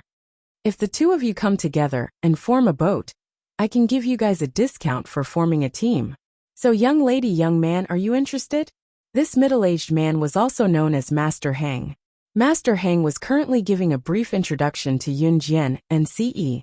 There were all sorts of activities along the beach, so there were many people who came to attract business. Some people's jobs were like this. If they didn't attract enough tourists, they wouldn't be able to make a living. Hence, it was reasonable for them to be thick-skinned. Yun Jian narrowed her eyes when she heard Master Hang's words. Ci didn't look at Master Hang. Instead, he reached out and patted Yun Jian's head affectionately. Then he said in his deep magnetic voice, "Do you want to go?" He was naturally asking if they wanted to take the yacht. Even Master Hang, who was standing a distance away, couldn't help but smile when he saw Ci's affectionate gaze. "Okay," Yun Jian agreed. At the same time, she reached out to pull Ci up and put on the jacket that was used to cover her swimsuit. 2 people. When Ce saw this, he reached out and pulled Yunjian's small hand over to Master Hang with a smile.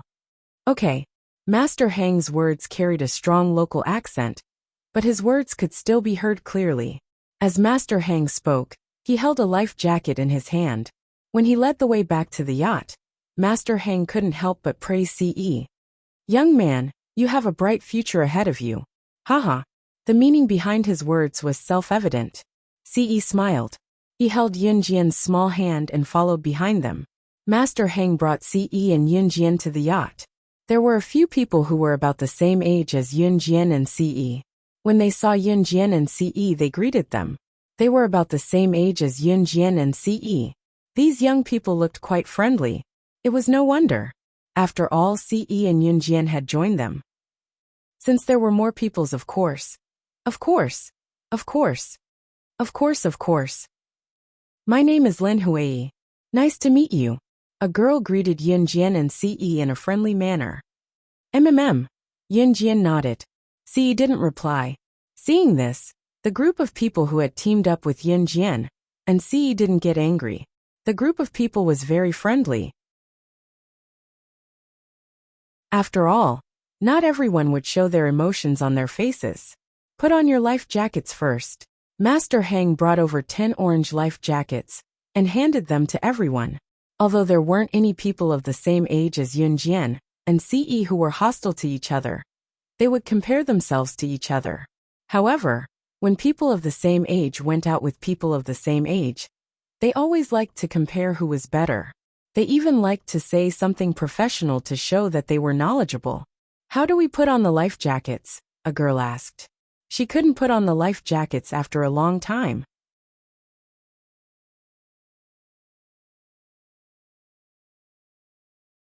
Chapter 1247. The one who spoke was a good-looking young man. As he spoke, he lowered his head and fastened his life jacket. While fastening the life jacket, the young man couldn't stop bragging. Back then, my uncle was a famous yachting expert. He even participated in some yachting competition. He even won the first prize. As he spoke, the young man paused and bragged even more. When I was 16, I went to stay at my uncle's house for a period of time during summer vacation. At that time, my uncle even taught me how to drive a yacht. The operation was quite simple. After learning for a day, I could drive a yacht on my own. The young man's bragging tone was very unpleasant. It was very obvious that Lin Hui and the others who were with the young man had heard him bragging more than once. The young man's ultimate goal in bragging was to see the astonishment and shock on Yunjian and Ce's faces. It was just like bragging, and then seeing the astonishment and shock on Yunjian and Ce's faces was to fuel the young man's vanity. The young man didn't have any other intentions. He just wanted to see the astonishment and shock on their faces when they found out about his strength. Unfortunately, he didn't see any astonishment or shock on Yunjian and Ce's faces. On the contrary, Yunjian and Ce's expressions were very normal. The young man, on the other hand, paused his hand that was still fastening his life jacket. He was a little surprised that they were not as shocked as he had expected when they heard how awesome he was. Yunjian and Ce had already skillfully put on their life jackets. In just a few seconds, they had fastened their life jackets. Even Master Hang was stunned by Yunjian and Ce's skillful movements, let alone the people around them. Ahem. Let's get on the boat after fastening your life jackets. In order to ease the awkward atmosphere, Master Hang deliberately pulled on the rope tied to the bow of the boat. The young man smiled awkwardly and helped the others put on their life jackets. Yunjian and Ce were the first to get on the boat. By the time Lin Hui and the young man got on the boat, Yunjian and Ce were already sitting on the side of the boat. When the other young people got on the boat, another boy beside the young man who had been bragging said, "Yushu, you said you learned how to drive a yacht during the summer vacation. I'll have to trouble Master Hang to drive it for you later." The young man who had been bragging in front of everyone was called Yushu. Yushu wanted to prove his ability from the beginning. Now that the other boy who came with him started cooperating, Yushu immediately said, "Hey, I didn't. I've learned how to drive a yacht, but Mise's uncle's way. Xiong Yushua Xiong Yushu. Yushu's and the boats and the boat. The boat the boat. And the boat the boat the boat the boat the boat the boat the boats. The boat island was very big. It was impossible to walk the entire boat island in a day's time. Therefore, it was not a bad choice to spend a few dozen yuan to take a boat around the boat island. Sitting beside Ce, Yun Jian enjoyed the thrill of being on the yacht and sailing at high speed on the sea with her eyes closed. At this moment, they had already sailed half a lap around the boat island. At this moment, Master Hang, who was sailing, suddenly clutched his chest. In the next second, he felt a sharp pain in his heart. The hand that was holding the steering wheel suddenly loosened.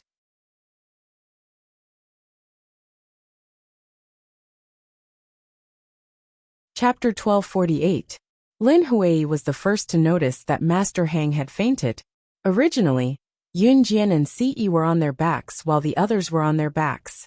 After Master Hang fell to the ground, Lin Hui immediately screamed when she noticed. Yun Jian and Ce had already noticed when Master Hang fell to the ground. As for the others, they also reacted after Lin Hui screamed. What happened to Master Hang? Why did he faint? That was the first thought that appeared in everyone's mind. Because this happened so suddenly, no one had time to react, so everyone was dumbfounded. Yacht. Who knows how to drive a yacht? Hurry up and send him to the beach. Will Master Hang? One of the boys started shouting in panic. After all, they were already halfway around the island, and it would take at least 10 to 20 minutes to get back.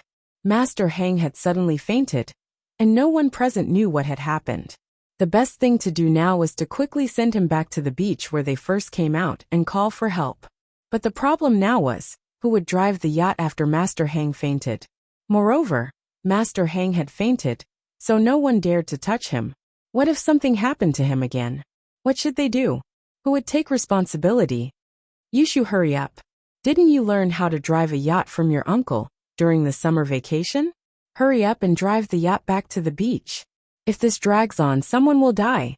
The boy who helped Xiong Yushu brag earlier said to Xiong Yushu, because he had never encountered something like this before. When the boy spoke, his voice was hoarse and trembling. I don't know where to go. I'm not familiar with this place either. Xiong Yushu's boastful attitude was gone. He began to tremble, and even his footsteps were hesitant to drive the yacht. It was one thing to brag earlier, but now that it was a critical moment, he was afraid. After all, when he drove the yacht, he was alone. Now he had to carry so many people, and there was also a person who could die at any time. He was afraid. Yushu, what are you waiting for? You're the only one here who knows how to sail a yacht. If you don't help us, the boy urged again. It wasn't a good idea for the yacht to stay here forever. If it stayed here for too long, the yacht might sink. Everyone became more and more afraid. Not only were they worried about Master Hang, but they were also worried about their own safety. However, just as these people were so scared that they couldn't move, they didn't know what to do next. A clear female voice was heard. I'll drive the yacht. Just as he finished speaking, Yun Jian had already turned sideways and sat in the driver's seat of the yacht. Yun Jian's back was facing the crowd. She said to the panicked people standing behind her, he has a myocardial infarction. Try not to touch him. Yun Jian's words were not a question, but a statement. After saying that, she started the engine of the yacht under everyone's surprised and stunned expressions, and pushed the yacht to the maximum speed. How did you know he had a myocardial infarction? Did you study medicine? And you know how to drive a yacht? Lin Hui asked in surprise. Yun Jian didn't answer Lin Hui directly. Instead, she said to the crowd, hold tight. As soon as she finished speaking, Yun Jian released the clutch.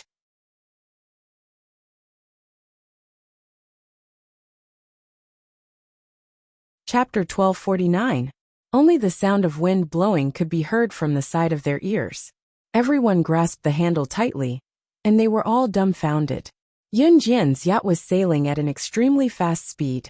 Just this speed alone was enough to make everyone turn pale. If someone didn't hold on to the railing tightly, they would probably have been blown off by the wind. Her speed was simply unbelievably fast. Oh my God! This isn't something a newbie can operate. Even my uncle's speedboat isn't as fast as she is today. My uncle has been sailing a yacht for almost 20 years. Xiong Yushu was scared half to death. He quickly grabbed onto the railing tightly and spoke in a terrified tone. As soon as Xiong Yushu finished speaking, the young people standing around, including Lin Huai, all showed a horrified expression. Previously, Xiong Yushu had bragged about how amazing his uncle was. But now, this girl who had boarded the yacht with them, and hadn't spoken much from the start actually had such advanced yacht driving skills?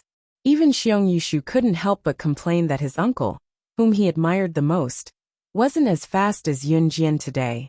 How amazing must she be to be able to force Xiong Yushu to say something like this? The sea breeze roared as Ce stood beside Yun Jian. He didn't do anything else. Even in this open-air yacht, he didn't reach out to hold onto the railing, and was able to stabilize his body. A journey that would normally take 10 to 20 minutes was forcibly shortened to 5 minutes by Yun Jian. Lin Huai, Xiong Yushu, and the rest were completely dumbfounded. Seeing such a situation, everyone present was stunned. It wasn't for anything else, but Yun Jian's frightening ability. She actually knows how to sail a yacht. How old is she? Just as they were thinking this, Yun Jian's low voice was heard. Hold on tight. After Yun Jian finished speaking, the few people on the yacht used both hands to hold on to the railing. In the next second, they felt Yun Jian driving the yacht towards the shore where there was no water. We'll capsize like this. Lin Hui's face was pale with fright. She gripped the railing tightly and closed her eyes. Just like Lin Hui, the others didn't look any better. At this moment, all of them had their eyes tightly shut. They were so scared that their nerves were stretched taut. When everyone heard Yun Jian's words, they grabbed the railing of the yacht tightly. Bang! In the next second, the yacht suddenly rushed ashore. Because of the impact of the seawater, coupled with the strong inertia, it was very strong. Therefore, in the next moment, when the yacht hit the shore, it hit the shore hard before stopping steadily. Actually, the bumpiness of the yacht wasn't that bad. At least Master Hang, who was lying on the boat, did not sway at all. The yacht was docked steadily. Obviously, Master Hang was not driving the yacht alone. There were many friends of Master Hang around. When they saw Yun Jian driving the yacht back to the shore, several other friends and colleagues of Master Hang ran over barefoot. What's wrong? What's wrong? The group of people were noisy. When they saw Master Hang lying on the boat, they were so scared that their faces turned pale. For a moment, they didn't know what to do. A middle-aged uncle even reached out to pull Master Hang up from the ground and carry him to the hospital. At this moment, everyone saw the beautiful girl in front of them come out from the driver's seat. She calmly stopped the man's actions. Don't touch him. The middle-aged uncle who was about to reach out his hand was stunned for a moment. He really didn't continue to reach out.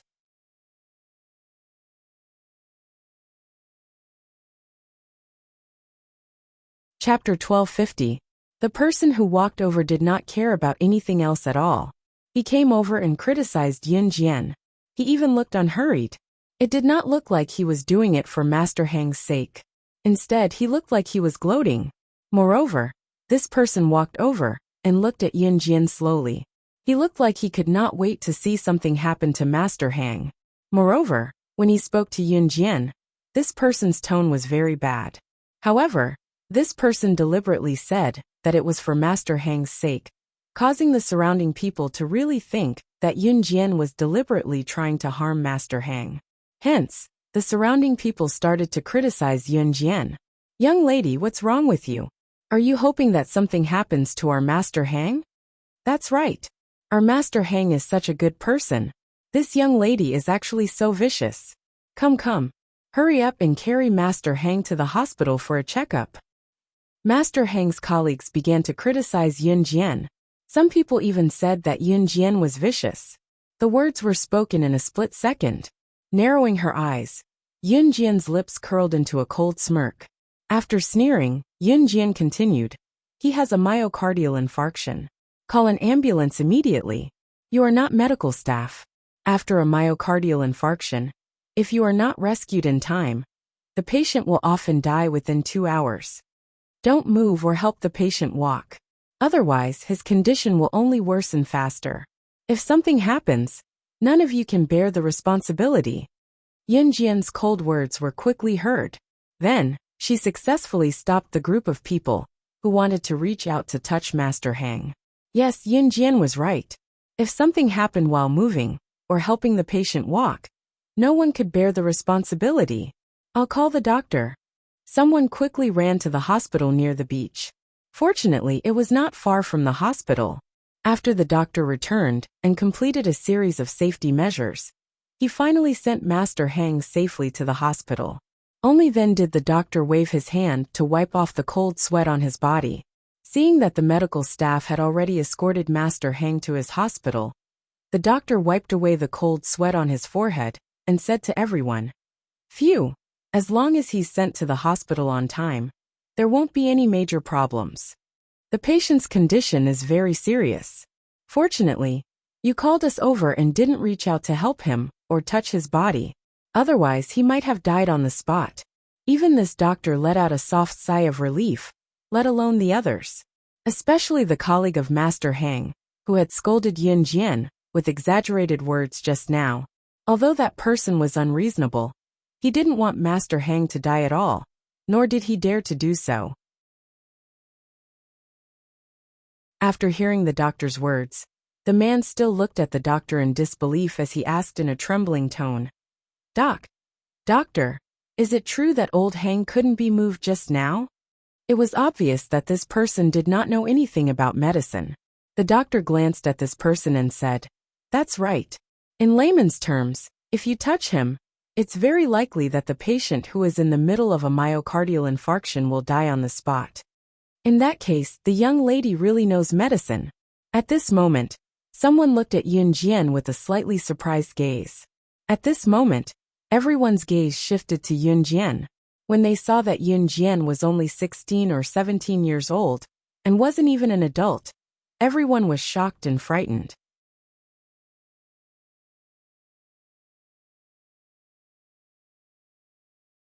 Chapter 1251.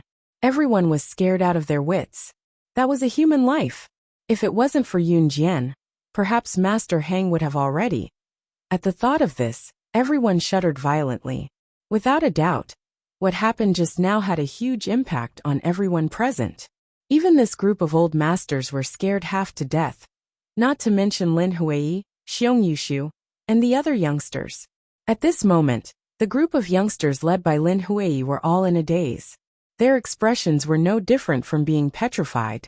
Their entire bodies were frozen on the spot, unable to move. "Young lady, it's all thanks to you just now." When the doctor found out that it was Yunjian who stopped the masters from attacking Master Hang, saving him from the ordeal, he thanked Yunjian on Master Hang's behalf. "You don't have to thank me. It's just a small matter," Yunjian said calmly. After that, she turned around and left with Ce. "Hey, can the two of you wait?" Xiong Yushu only caught up after Yunjian, and Ce had walked quite a distance away. He looked at Ce, then looked at Yunjian. Then, he said to Yunjian in a worshipful tone, "You're so good at driving a yacht. I don't have any other intentions. I just want to know where you learned it from. Where did you learn to drive a yacht so well?" Whether it was Master Hang, Xiong Yushu, or Lin Huai, they were all just passers-by on a journey. Everyone had their own living space and world. As long as they returned to their own living space or world, they would never meet these passers-by again. If they were fated to meet a passer-by on a journey, it wasn't impossible for them to help them. Yunjian pursed her lips and smiled. Ce could feel that Xiong Yushu wasn't interested in Yunjian. He only wanted to ask about Yunjian's strength. Therefore, other than telling Yunjian and Xiong Yushu not to get too close, he didn't stop them, and just stood quietly at the side. However, he saw Yunjian curl her lips slightly and smile at Xiong Yushu. After a 2-second pause, Yunjian spoke faintly and said in a joking tone, "Self-taught, self-taught." After that, Yunjian reached out and took Ce's hand. Then, she pulled Ce towards where Qin Yiru and the others were. Xiong Yushu stood where he was, watching Yunjian's receding figure in a daze for a few seconds. After a while, Xiong Yushu said, "Isn't she a genius, this time. Xiong Yushu really. His uncle had been learning how to sail for 20 years, but he still couldn't beat a teenage girl. Of course. At that moment Xiong Yushu, of Yunjian of his mind. That was the worship of the strong. Yunjian dragged Siyi's hand back to the shallow sea area where Qin Yiru and Gujunjian were. The shallow sea area by the sea was a sacred place for children to play. Because the sea was shallow, even if the children went into the water, the adults would watch from the side and not let the children fall into the water. It could be said that it was a safe and fun place. Yunjian, who was dragging Siyi's hand, walked back to the beach like a teenage girl. From afar, she saw Xiao Yunju, Duanli, and Duanya lying on the sand on the beach. They were holding plastic cups in one hand and squatting on the ground. Don't talk. Otherwise, the little crabs won't come out. Xiao Yunju was like a little adult as he took charge of the order. Duanli and Duanya also started to shush each other. Yunjian dragged Siyi over. Xiao Yunju raised his head and was about to say something when he saw Yunjian dragging Siyi over. Xiao Yunju had just found a little crab's hole. However, when he saw Yunjian and Siyi, he immediately stepped on the little crab's hole. The poor little crab's hole was blocked by Xiao Yunju. Xiao Yunju was already running over with Duanli and Duanya. At the same time he said coquettishly, "Sister, brother Siyi." Xiao Yunju tactfully rushed into Siyi's arms. Duanli and Duanya, on the other hand, rushed into Yunjian's arms. Yunjian reached out to ruffle their hair. Seeing such a harmonious scene, her words softened. "Did you have fun?" Yes. This is the first time I've been to the beach. Sister, we're all so happy." Duanli held Yunjian's hand and said excitedly, "Hee, brother Siyi, can you take us to eat ice cream? We're so thirsty." Xiao Yunju shook Siyi's hand and said coquettishly, "Okay." Siyi immediately agreed. After informing Qin Yiru and Gujunjian, Yunjian and Siyi each held Duanli and Duanya's hands and walked to a nearby ice cream shop. This ice cream shop was famous for being expensive, but it was also the only ice cream shop within a radius of 8 miles.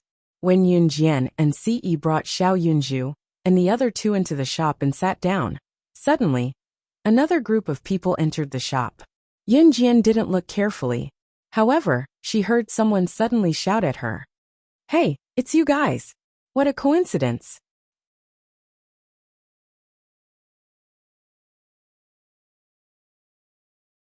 Chapter 1252. Lin Huai, Xiong Yushu, and the others didn't expect to meet Yunjian and Siyi again at the ice cream shop. Lin Huai, Xiong Yushu, and the others were shocked by Yunjian's superb yachting skills and her proficient medical knowledge. Now they even treated Yunjian as their idol. Xiong Yushu felt that he wanted to pretend to be amazing in front of Yunjian and Siyi, but he felt embarrassed when he thought about it now. But at this moment, the admiration in her heart was greater than the feeling of embarrassment. Lin Huai, Xiong Yushu, and the others quickly walked over and stood in front of Yunjian and Siyi. Lin Huai put her hands behind her back and smiled at Yunjian playfully. Then she said, "Are you here for ice cream too? Do you mind sharing a table?" Lin Huai said as she glanced at Xiao Yunju, Duanli and Duanya. "Wow, what a cute little brother and little sister." Lin Huai said as she squatted down to look at Xiao Yunju, Duanli and Duanya. Okay. Yunjian didn't refuse. This was because she saw that Xiao Yunju, Duanli, and Duanya seemed very curious when they saw Lin Huai and the others. It wasn't bad to let Xiao Yunju, Duanli, and Duanya see more people and the world. Then we won't stand on ceremony, haha. Lin Huai said as she took the lead and sat down. After chatting for a while, they found out that Lin Huai's family was in the north. Xiong Yushu, and the others all came from the north. Xiong Yushu's uncle was from the south. When Xiong Yushu was 16, he came to the south for a summer vacation and learned how to sail at his uncle's house. At this point, the ice cream that everyone had ordered was served. The ice cream in this shop was very big, but the price was very expensive. Obviously, since Lin Huai and the others came to the shop, it meant that their family background wasn't bad. Otherwise, they wouldn't have come all the way from the north for a vacation. The ice cream here was eaten with a spoon. Once, she accidentally got some ice cream on the side of her mouth when she scooped it into her mouth with the spoon. C didn't say anything. When he saw it, he immediately reached out and gently wiped the ice cream off Yunjian's mouth. This action warmed the hearts of Lin Hui and the others. Even Lin Hui couldn't help but say, "You two are so loving. And from the first time I saw the two of you, I felt that the two of you were very compatible, haha." Lin Hui just wanted to express her thoughts. She didn't mean anything else. When Yunju heard Lin Hui's words, he shook his head left and right before blinking his beady eyes at Lin Hui, and said seriously, "I'm not sure if you'll be able to do anything to me. Sister and brother Ce often play kissing games, and they don't even let us watch. Our classmate Xiao Hui said that they were hiding from us and secretly making love." Xiao Yunju pursed his lips and said in a very innocent manner. The originally good atmosphere became extremely awkward after Xiao Yunju's words. Yunjian's hand, which was eating ice cream just now, froze. She let go of the spoon in her hand that was scooping ice cream, and it fell to the ground. Xiao Yunju's words just now really made one's imagination run wild. Ahem. Yunjian couldn't help but cough lightly to alleviate the awkwardness. Yunjian and Xiao Yunju all ordered ice cream. Ce didn't order, because he didn't like to eat these things. Seeing the spoon in Yunjian's hand slip to the floor, due to Yunju's frightening words just now, Yunjian was stunned. Ce reached out and caught the spoon without even looking. Lin Hui, Xiong Yushu, and the others, who were sitting opposite Yunjian and Ce, all gasped when they saw this. Just now, they thought that only Yunjian was so amazing. In the end, this man didn't even look, and directly caught the spoon that Yunjian accidentally dropped. Just as everyone was stunned, they saw Ce use Yunjian's spoon to scoop up a mouthful of ice cream and swallow it. With a smirk, he looked at Yunjian from the side and uttered something that was even more misleading with a doting gaze. "This ice cream is very sweet and delicious."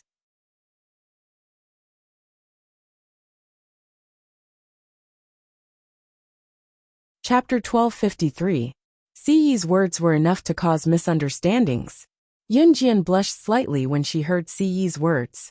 Lin Hui, Xiong Yushu, and the others were also stunned. When they came back to their senses, their expressions changed slightly. However, most of them were a little embarrassed. At that moment, everyone felt that Ce's words were really embarrassing and full of possessiveness. Furthermore, he had said it so confidently, as if he was afraid that others wouldn't know that there was something going on between him and Yunjian.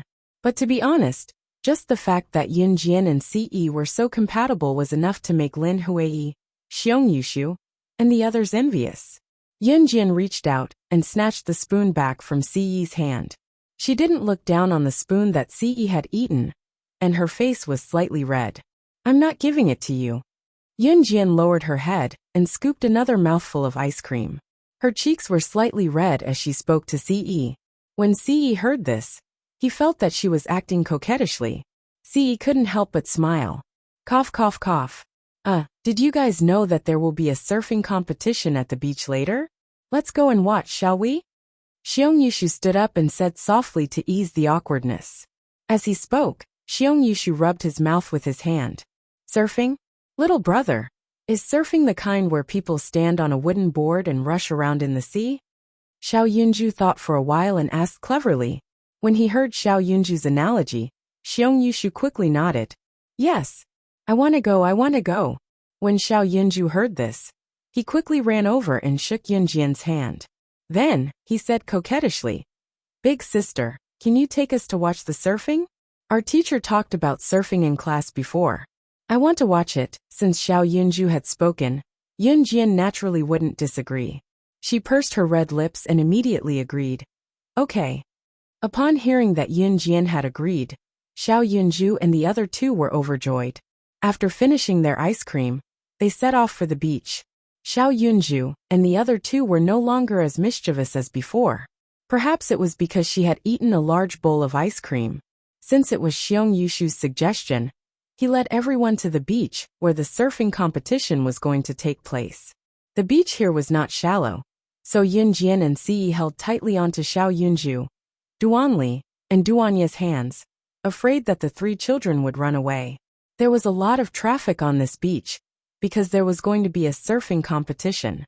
The beach, which was originally big enough for a person to run all over the place, was now so crowded that one could only walk slowly. Thus, Yunjian had to hold on to Xiao Yunju, Duanli, and Duanya even more tightly. Xiong Yushu, who was leading the team, finally found an empty spot to watch the competition. He had just called Yunjian and the others over when Yunjian narrowed her eyes and saw a familiar face in the crowd. Yunjian leaned against Ce and whispered to him, "Mad Dragon is here." She had arranged to meet Mad Dragon on the boat island, and they had just set the location here. However, Yunjian didn't expect it to be so crowded at first. "Hey, you guys come and play." Lin Huei saw the lively scene and waved her hand to signal Yunjian and Ce to bring Xiao Yunju and the other two over. However, Ce suddenly leaned over and whispered into Yunjian's ear.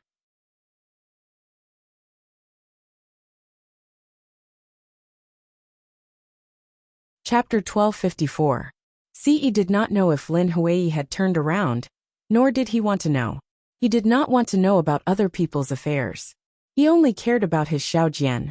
Ce lowered his head and pressed his lips softly to Yunjian's earlobe, ignoring the curious gazes of the people around them. He spoke softly, speaking words that no one around them could hear. Everyone thought that Ce was saying something flirtatious to Yunjian. In fact, Ce had only whispered to Yunjian, "Xiaojian, do you want Mad Dragon to join the kosher mercenaries?" It sounded like a question, but Ce had basically confirmed Yunjian's plan. As expected, Yunjian nodded softly after hearing Ce's question. She had only invited Mad Dragon to meet her on Zhoudao because of one thing. She wanted Mad Dragon to join the kosher mercenaries and expand the kosher mercenaries' capabilities. Although the kosher mercenaries' reputation was not to be underestimated internationally, the kosher mercenaries were still not strong enough. At least, that was what Yunjian thought. A person and organization could not stay where they were forever. To achieve greater success, they had to take the big step bravely. Yunjian was never satisfied with the status quo, because she knew that she was not good enough. There would always be someone better than her. She had to be the powerhouse who held up the entire mountain in order to protect the people she wanted to protect. Kosher mercenaries would never reject talents. What more an elite like Mad Dragon? It was true that Kuang Long's capability was not on par with Yunjian's. In fact, they were miles apart. However, if Kuang Long was poached by other forces in the future, it would only be an additional enemy and danger to Gu Sha mercenaries. Therefore, Yunjian planned to invite Mad Dragon to join the kosher mercenaries. "Stay here and accompany Xiao Zhu and the others. Have fun. I'll handle this." Ce had already straightened his body and looked up. He had one hand in his pocket as he spoke in his rich masculine voice. There were many people walking around, but no matter how beautiful Yunjian and Ce were, no one would stop to watch them or eavesdrop on their conversation like they were monkeys. Therefore, Ce did not lower his voice when he said the latter part. Yunjian looked up and pressed her lips together. She was surprised, but there was a faint warmth in her heart. Mad Dragon was now a member of the Enhun organization. Why was this so? It was because all the assassins and agents of the Enhun organization had worked for the organization.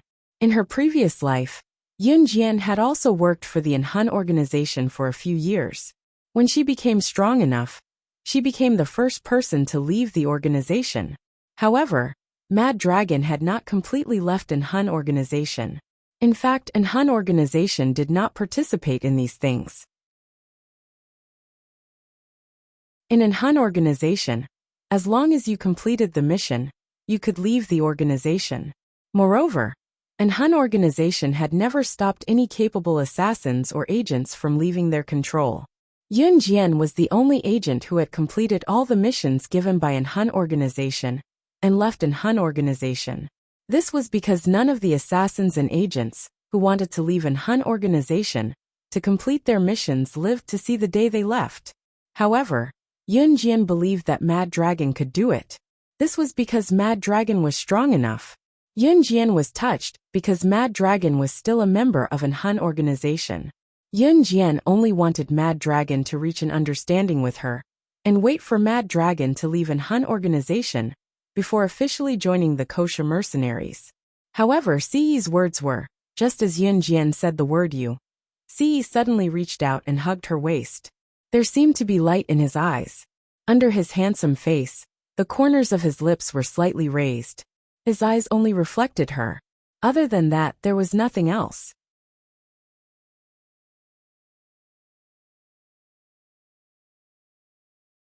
Chapter 1255.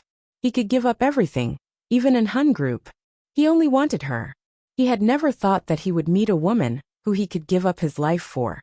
A woman he wanted to hold in his arms and make her belong to him alone.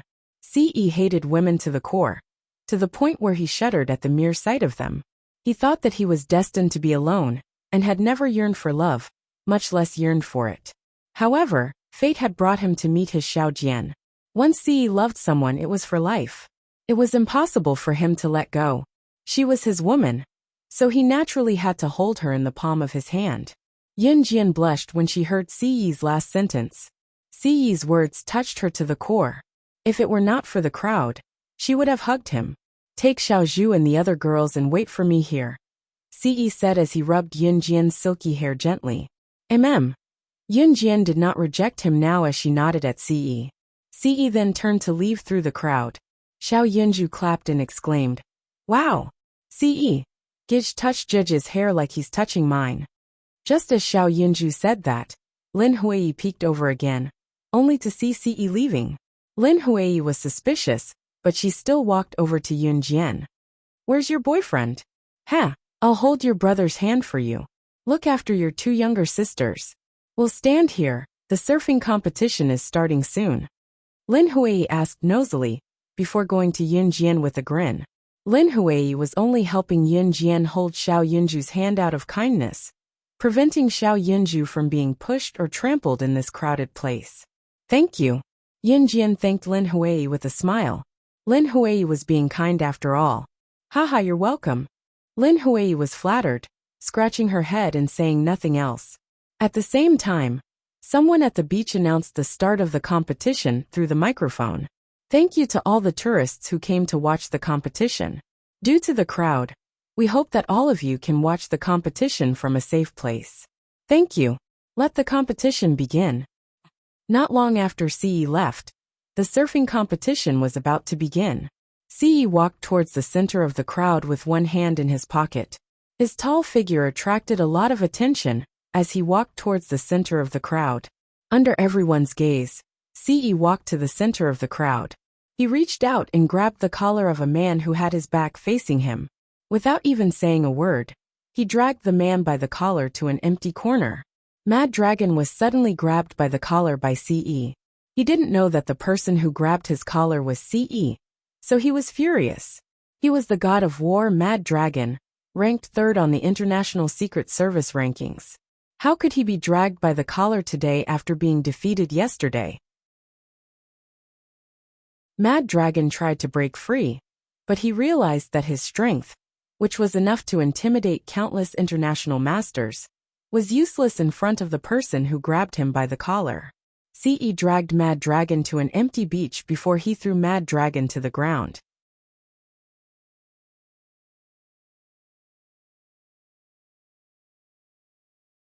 Chapter 1256. It was the man who had been standing next to SS? Mad Dragon's expression changed drastically. Mad Dragon had met Ce at the beach yesterday. Of course, that was because Ce was standing next to Yun Jian. More importantly, the three leaders of an Hun were there as well. Therefore, Mad Dragon had suspected that Ce was most likely the leader of an Hun. Mad Dragon did not know whether Ce was the leader of an Hun or not. In an Hun, other than the four leaders, no one else had seen the leader of an Hun. Even Slaying God did not know that Ce was the leader of an Hun. If Ce had not admitted it, Yun Jian would not even know where to start investigating. No matter how good Yun Jian was, she would not be able to find out who the leader of an Hun was. Mad Dragon's expression changed drastically, but he did not lose his footing. It was undeniable that Mad Dragon was stronger than all of Yunjian's opponents and teammates. And for a powerful person, being calm and unhurried after encountering a situation was the most basic. Mad Dragon could not confirm that CE was the leader of Anhun, just by looking at the 3 leaders of the organization. After all, Anhun had existed for so many years. It was hard for him to believe that the leader of Anhun was a young man who was about his age, or even 2 years younger than him. To be honest, it was not that Mad Dragon did not believe it, but he was slightly doubtful. Mad Dragon, just as Mad Dragon was frowning and trying to guess CE's identity, CE's voice interrupted him. Mad Dragon frowned and looked at CE when his name was called. As a professional agent, Mad Dragon did not respond to CE. "I'll give you 3 days. Anhun will let you go as long as you join the kosher mercenaries within 3 days. CE made his intentions clear. He never bothered to beat around the bush with people, because he didn't have the time to talk nonsense with people. Mad Dragon's eyes widened, and he was completely shocked by CE's words. CE's 3 simple sentences summed up a lot of things. For example, he had indirectly mentioned that he was the leader of Anhun. Other than the 4 leaders of Anhun, no one else could make the decision to release any of Anhun's secret agents or assassins, except for the leader of Anhun. Remember to voluntarily join the kosher mercenaries after leaving Anhun.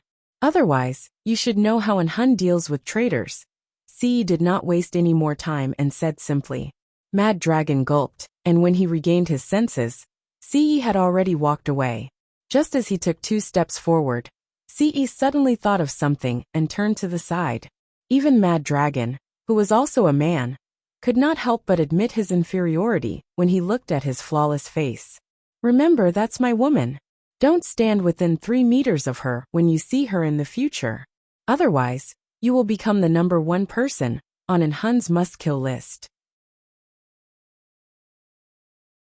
CE raised his eyebrows slightly and said without any change in his expression, "The people on Anhun's must-kill list were the wanted criminals of Anhun. As long as they were on Anhun's must-kill list, the assassins or special agents of Anhun had to kill them as soon as they saw them. The number 1 person on Anhun's must-kill list was wanted by the entire Anhun. Even if they did not die, it was definitely not a joke."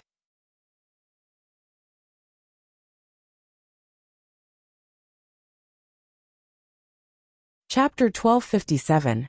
That was a fate worse than death. Mad Dragon's face had darkened to the point of no return. "I will definitely head to the kosher mercenaries within 3 days, and I promise I won't get within 3 meters of her." Mad Dragon was sweating profusely, but on the surface his expression didn't change at all. However, no one could have imagined that Mad Dragon's heart was so shaken that it was unrecognizable. Big news! Big news! The boss of the kosher mercenaries, the number 1 international secret agent, was actually together with the leader of the Anhun organization, who had trained her. Just the fact that CE forbade him from getting close to Yunjian, or he would be marked as the top figure on Anhun's must-kill list, was enough to scare Wild Dragon. He wouldn't dare to touch SS even if he died. She was the leader of the Anhun organization. After hearing Mad Dragon's promise, CE smirked. He didn't say anything else and walked towards where Yunjian and Xiao Yunju were. At this moment, Yunjian was holding Duan Li and Duanya's hands, while Lin Hui was helping Yunjian hold Xiao Yunju's hand. They were standing at their original spot watching the surfing competition. "Wow, sister and the others are so awesome. I want to be as awesome as them when I grow up." Xiao Yunju was still young, so his words weren't true. Children only like to dream of their own dreams, but they didn't know the cruelty of reality. That was the benefit of being a child. Children didn't need to think too much about the trivial matters of the world. Just like Xiao Yunju, he could say whatever he wanted without any taboos. Xiao Zhu will definitely be so awesome when he grows up. Yunjian patted Yunju's head with her hand that was holding Duan Li's before taking Duan Li's hand again. Haha. Yunju stuck his tongue out at him. By the time CE returned, the surfing competition was already halfway through. CE accompanied Yunjian to watch Xiao Yunju and the other 2 surfing competition. It was already past 4 in the afternoon. Because the latest cruise from Zhoudao back to Ning City was at 5 p.m., they had to prepare to return at this time.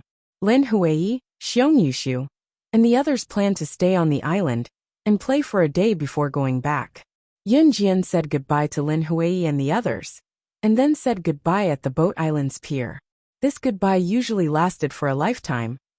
By the time Yun Jian and Qin Yiru returned to Ningxia's house in Ning City, it was already 6 o'clock in the evening.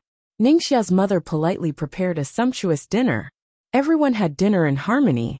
They were ready to depart for Longmen City early the next morning.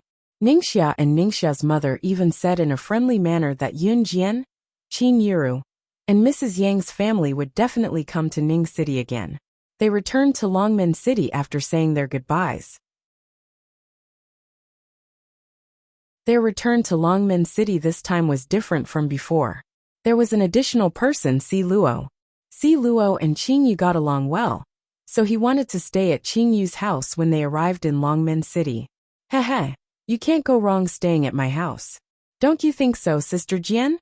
Qing Yu asked Yun Jian when she dragged Si Luo to her house. That's great. Yun Jian narrowed her eyes. Her hair was loose today, but it was not tied up with a headband.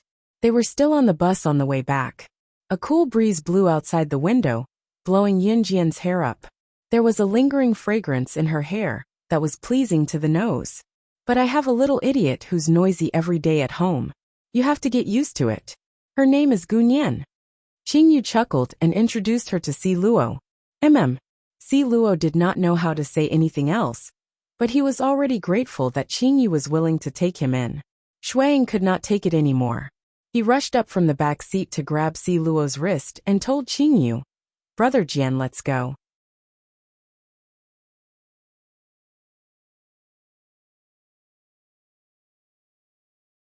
Chapter 1258.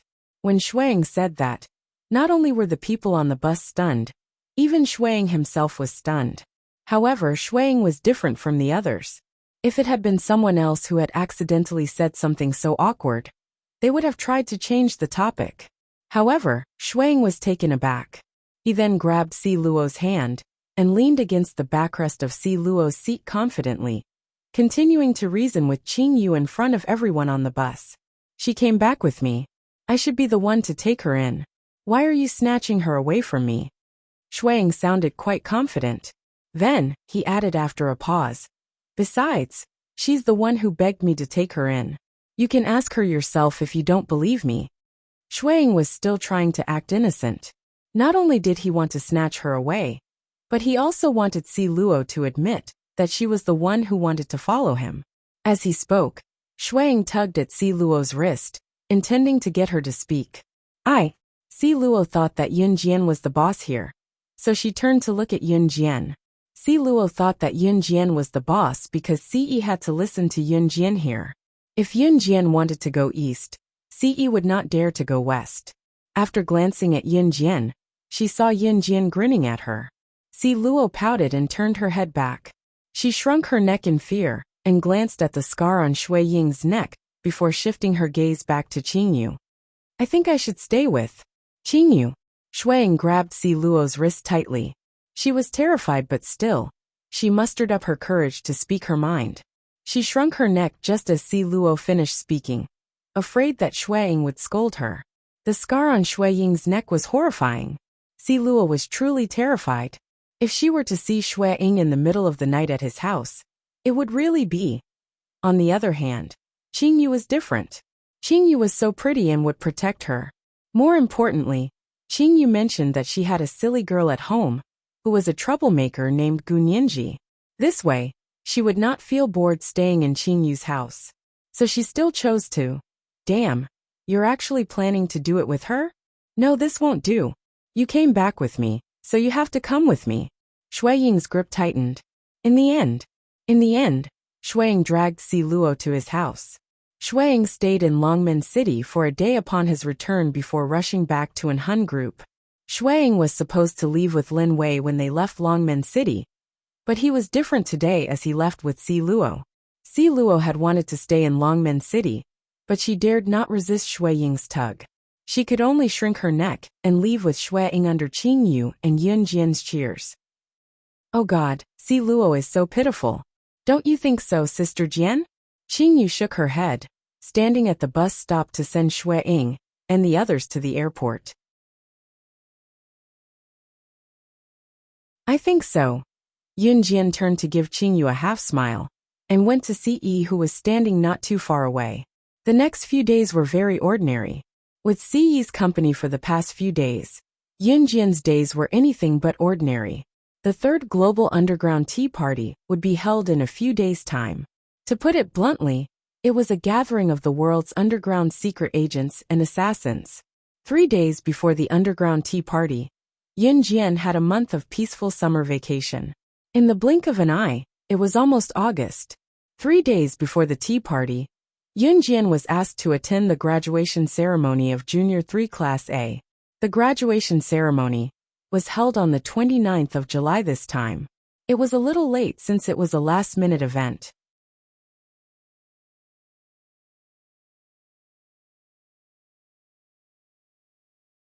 Chapter 1259. Zhang Xiaofeng was waving at Yun Jian with all his might.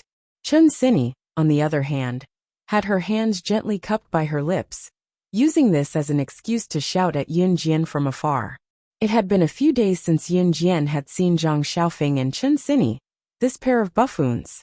She couldn't help but reveal a faint smile. Hey, it's so embarrassing for the two of you to shout here and there. We have to maintain our poise. Ling Yichen, who was standing beside Zhang Xiaofeng and Chun Sini, coolly flipped his short hair that couldn't be flipped. Then he struck a cool pose. Screw you. We're all on the same side. Stop pretending. Zhang Xiaofeng slapped Ling Yichen's cool pose away. You're not from our class, yet you're attending our graduation ceremony with us. Aren't you ashamed? Zhang Xiaofeng rebuked Ling Yichen with his master, Yun Jian, backing him up. It's not like I'm the only one from another class who's here to join in the fun. Didn't the other students in your class also invite their classmates who aren't from your class to attend your graduation ceremony? Ling Yichen eloquently rebutted Zhang Xiaofeng. Hey, I say, you're acting all high and mighty when a classmate from another class comes to attend our graduation ceremony. Zhang Xiaofeng joked as he bickered with Ling Yichen. However, before the two of them could finish their bickering, Yun Jian's cold voice rang out. If the two of you say another word, I'll make you walk backwards right now. Hearing his master's words, Zhang Xiaofeng quickly shrank back. Ling Yichen was also shaken by Yun Jian's imposing manner. Zhang Xiaofeng and Ling Yichen believed in Yun Jian's words very much, so the two of them immediately stopped talking. Ha ha, my Jian is the best, Chun Sini said as she hooked her arm around Yun Jian's and stuck her tongue out at Zhang Xiaofeng and Ling Yichen. Everyone is here, right? We can go to the hotel for lunch. The person who organized the graduation ceremony was Yun Jian's class study committee member, Lin Yaqian. Lin Yaqian was a very ordinary-looking girl, but she was very good at her studies and had excellent organizational skills. It was just that she was usually very quiet and didn't like to talk much. In school, Lin Yaqian always wore her school uniform. Today, she had changed into a white dress, which made her look like a fairy. Sure thing, study commissary as you wish. Zhang Xiaofeng was at ease, entering the hotel with Yun Jian and the others with a chuckle. Today, the graduation ceremony of the students had even called their teachers over. At this time, the results of the middle school exams were already out. After entering high school, the students would go their separate ways. After entering the private room of the hotel, Yun Jian followed Zhang Xiaofeng and the others to a table. There were 3 to 4 tables set up around them in the same room. This was also to make it easier for the class reunion. After Yun Jian sat down, a few of the rowdier boys in the class started to kick up a fuss. Hey, don't leave later. Qi Xiaoxiao's boyfriend from our class will be here later. Her boyfriend is the young master of Prosperous Fountain Company in Jia Province. His family is filthy rich.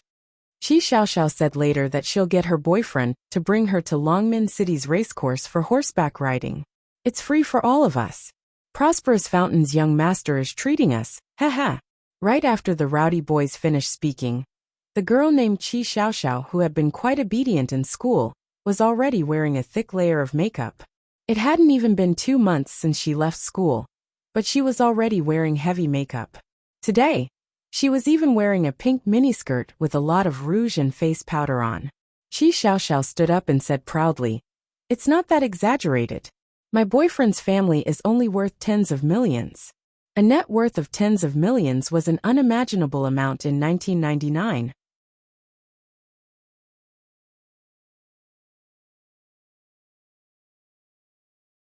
Chapter 1260. Upon hearing Qi Xiaoxiao's words, both the male and female students gasped in shock. "Wow, Qi Xiaoxiao, your boyfriend's family is so powerful? He's already worth tens of millions." A girl exclaimed at Qi Xiaoxiao with sparkling eyes. Just as the girl finished, another boy chimed in. "Qi Xiaoxiao's status now is different from before. She's the future madam of prosperous fountain company. The entire company should be hers in the future." When the boy said that, there was another round of "oh" from the crowd. Qi Xiaoxiao was even more smug when she heard what the boy said. Coincidentally, the boy added, "Qi Xiaoxiao, don't forget us when you're successful in the future." The latter part of his words elicited gasps from the crowd. Yun Jian's identity as an advanced special forces soldier was shocking, but compared to Qi Xiaoxiao, who was likely to be the future madam of prosperous fountain company, the students preferred to suck up to her. It was because Qi Xiaoxiao would become rich. People were all very realistic. In the face of benefits, reputation was not worth mentioning at all. Qi Xiaoxiao picked up a cup of tea and downed it like a rich lady amidst everyone's praises and adulation. Yun Jian was not affected by the atmosphere, as she was chatting with Chen Xini and her friends at the corner of the dining table. "Master, you'll be studying outside the city after you go to the military school. You must come back to visit us in the future," Zhang Xiaofeng said reluctantly. After all, it was almost a year of friendship. It was not something that could be forgotten so easily. "Yeah, Jian, we're studying in high school in Longmen City. You're out of Longmen City now and going to a high school outside. You must come back to visit us when you're free," Chen Xini said, gripping Yun Jian's hand tightly. Yeah, me too. Xiaofeng Xini, and I got into the same high school." Ling Yichen chimed in. Looking at their expectant gazes, Yun Jian nodded and smiled. "Yes, I will." Come to think of it, the first friends she made when she left Xinjiang town and came to Longmen City were Zhang Xiaofeng and Chen Xini. Ling Yichen had gotten to know her not too long after that. Up until today, the three of them had been by his side. However, Yun Jian knew that all good things must come to an end, just like Lu Fian. When they would meet, they would always meet. A person had to walk their own path in life. No one could accompany them to the end, because everyone's lifespan and experience were different. No one could be sure. "My boyfriend is here." At this moment, Qi Xiaoxiao, who was sitting at the table next to Yun Jian's, suddenly looked at the door excitedly. Then she stood up and ran over. To Qi Xiaoxiao, the only reason she could change was because of her boyfriend. Moreover, she had a boyfriend now, so she had become more confident. Back in school, Qi Xiaoxiao was an ugly girl who did not know how to dress up. Now that she was out of school, she knew how to dress up and put on makeup. Now, she could even boldly reveal her boyfriend's assets humbly, eliciting gasps from the people around them. Qi Xiaoxiao was very satisfied with this feeling. Yun Jian did not look up, but Chen Xini and the others looked over. A man in his early 20s wearing a pair of ripped pants stood at the door, thinking that he looked cool. It was obvious that he was a delinquent.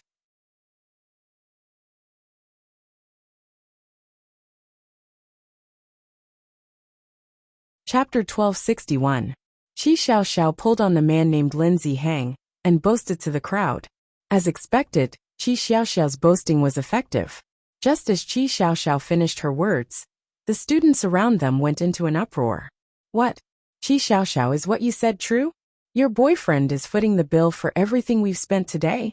Someone asked Qi Xiaoxiao in disbelief. When Qi Xiaoxiao saw that everyone was so shocked, she was very satisfied that everyone was looking at her with such an expression. Therefore, Qi Xiaoxiao didn't even want to pay attention to those who were looking at her with such an expression. Qi Xiaoxiao hooked her arm around Lin Zihong's and said coquettishly like a little girl, "Zihong, don't you think so? We're footing the bill today. It's just this much anyway. Your allowance for half a day is enough." It turned out that Lin Zihong had not agreed to it yet. Yun Jian did not look up, but she scoffed. Lin Zihong resisted the urge to slap Qi Xiaoxiao, who asked her to spout nonsense and make him foot the bill. In spite of it, Lin Zihong still had to pretend to be a rich young master who did not care about money. "Eat as much as you want today. It's all on me," Lin Zihong said through clenched teeth. "Then we won't hold back. Haha, rich people are indeed different." A boy opened his mouth to tease. Everyone was chatting and joking, but most of them were sucking up to Lin Zihong or Qi Xiaoxiao. At this moment, Yun Jian's identity as an advanced special forces soldier was insignificant. In spite of it, it was what Yun Jian wanted. Halfway through the meal, Qi Xiaoxiao and Lin Zihong went out to settle the bill. Since they had to go to Longmin City's racecourse in the afternoon, they had to finish their lunch quickly, or they would not have enough time to play. "Jian, come with me to the washroom," Chen Sini asked Yun Jian as she held her stomach. Yun Jian was done eating and had nothing to do now, so she stood up to accompany Chen Sini to the washroom when Chen Sini called her. Hotel washrooms were usually separated into male and female washrooms with sinks. Yun Jian didn't go to the ladies' room. She was there to accompany Chen Sini. She stood at the sink and waited for Chen Sini. Suddenly, a very soft conversation could be heard from afar. Yun Jian's ears were very sensitive. Although she didn't deliberately listen, she could still hear the conversation coming from the side of the sink and the stairs. Rather than a conversation, it was more like a couple kissing. "Zihang, Zihang." Yun Jian could tell that it was Qi Xiaoxiao's voice that came from her. Yun Jian raised her eyebrows.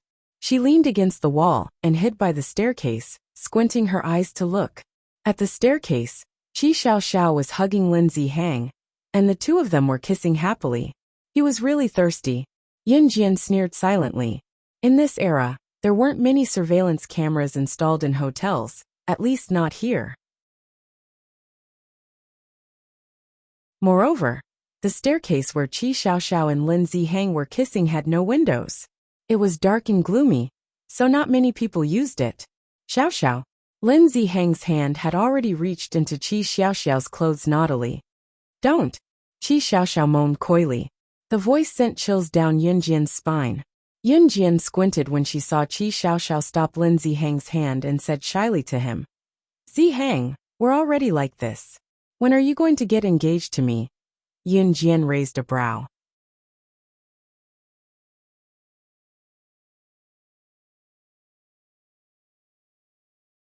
Chapter 1262. Yun Jian could clearly feel Qi Xiaoxiao's shock at Lin Zihong's sudden change in attitude. After all, Qi Xiaoxiao was dating Lin Zihong with the goal of marrying him. Zihong, what did you say? Didn't I already do it with you? Why? Why are you going back on your words? Didn't you say before?" Qi Xiaoxiao was dumbfounded. She thought she would really marry Prosperous Fountain Company's young master, Lin Zihong, like what her classmates said. "Before? What did I say before?" Lin Zihong refused to admit it. Initially, Lin Zihang could still say a few words to coax Qi Xiaoxiao, but when Qi Xiaoxiao said that he would foot the bill for today's class reunion, Lin Zihang changed his mind completely. That wasn't a small sum. What right did she have to make the decision for him? Did she really think that she was his housekeeper? Lin Zihong was thoroughly enraged. "But didn't we already? You said that as long as I'm with you, you'll treat me well. What's yours is mine." Qi Xiaoxiao was stunned by Lin Zihong's words. While they were still arguing, Yun Jian had returned to the sink. Just as she did so, Chen Sini's screams came from the washroom. Jian, I didn't bring any tissues. What should I do? Jian, can you help me ask the front desk if there are any tissues?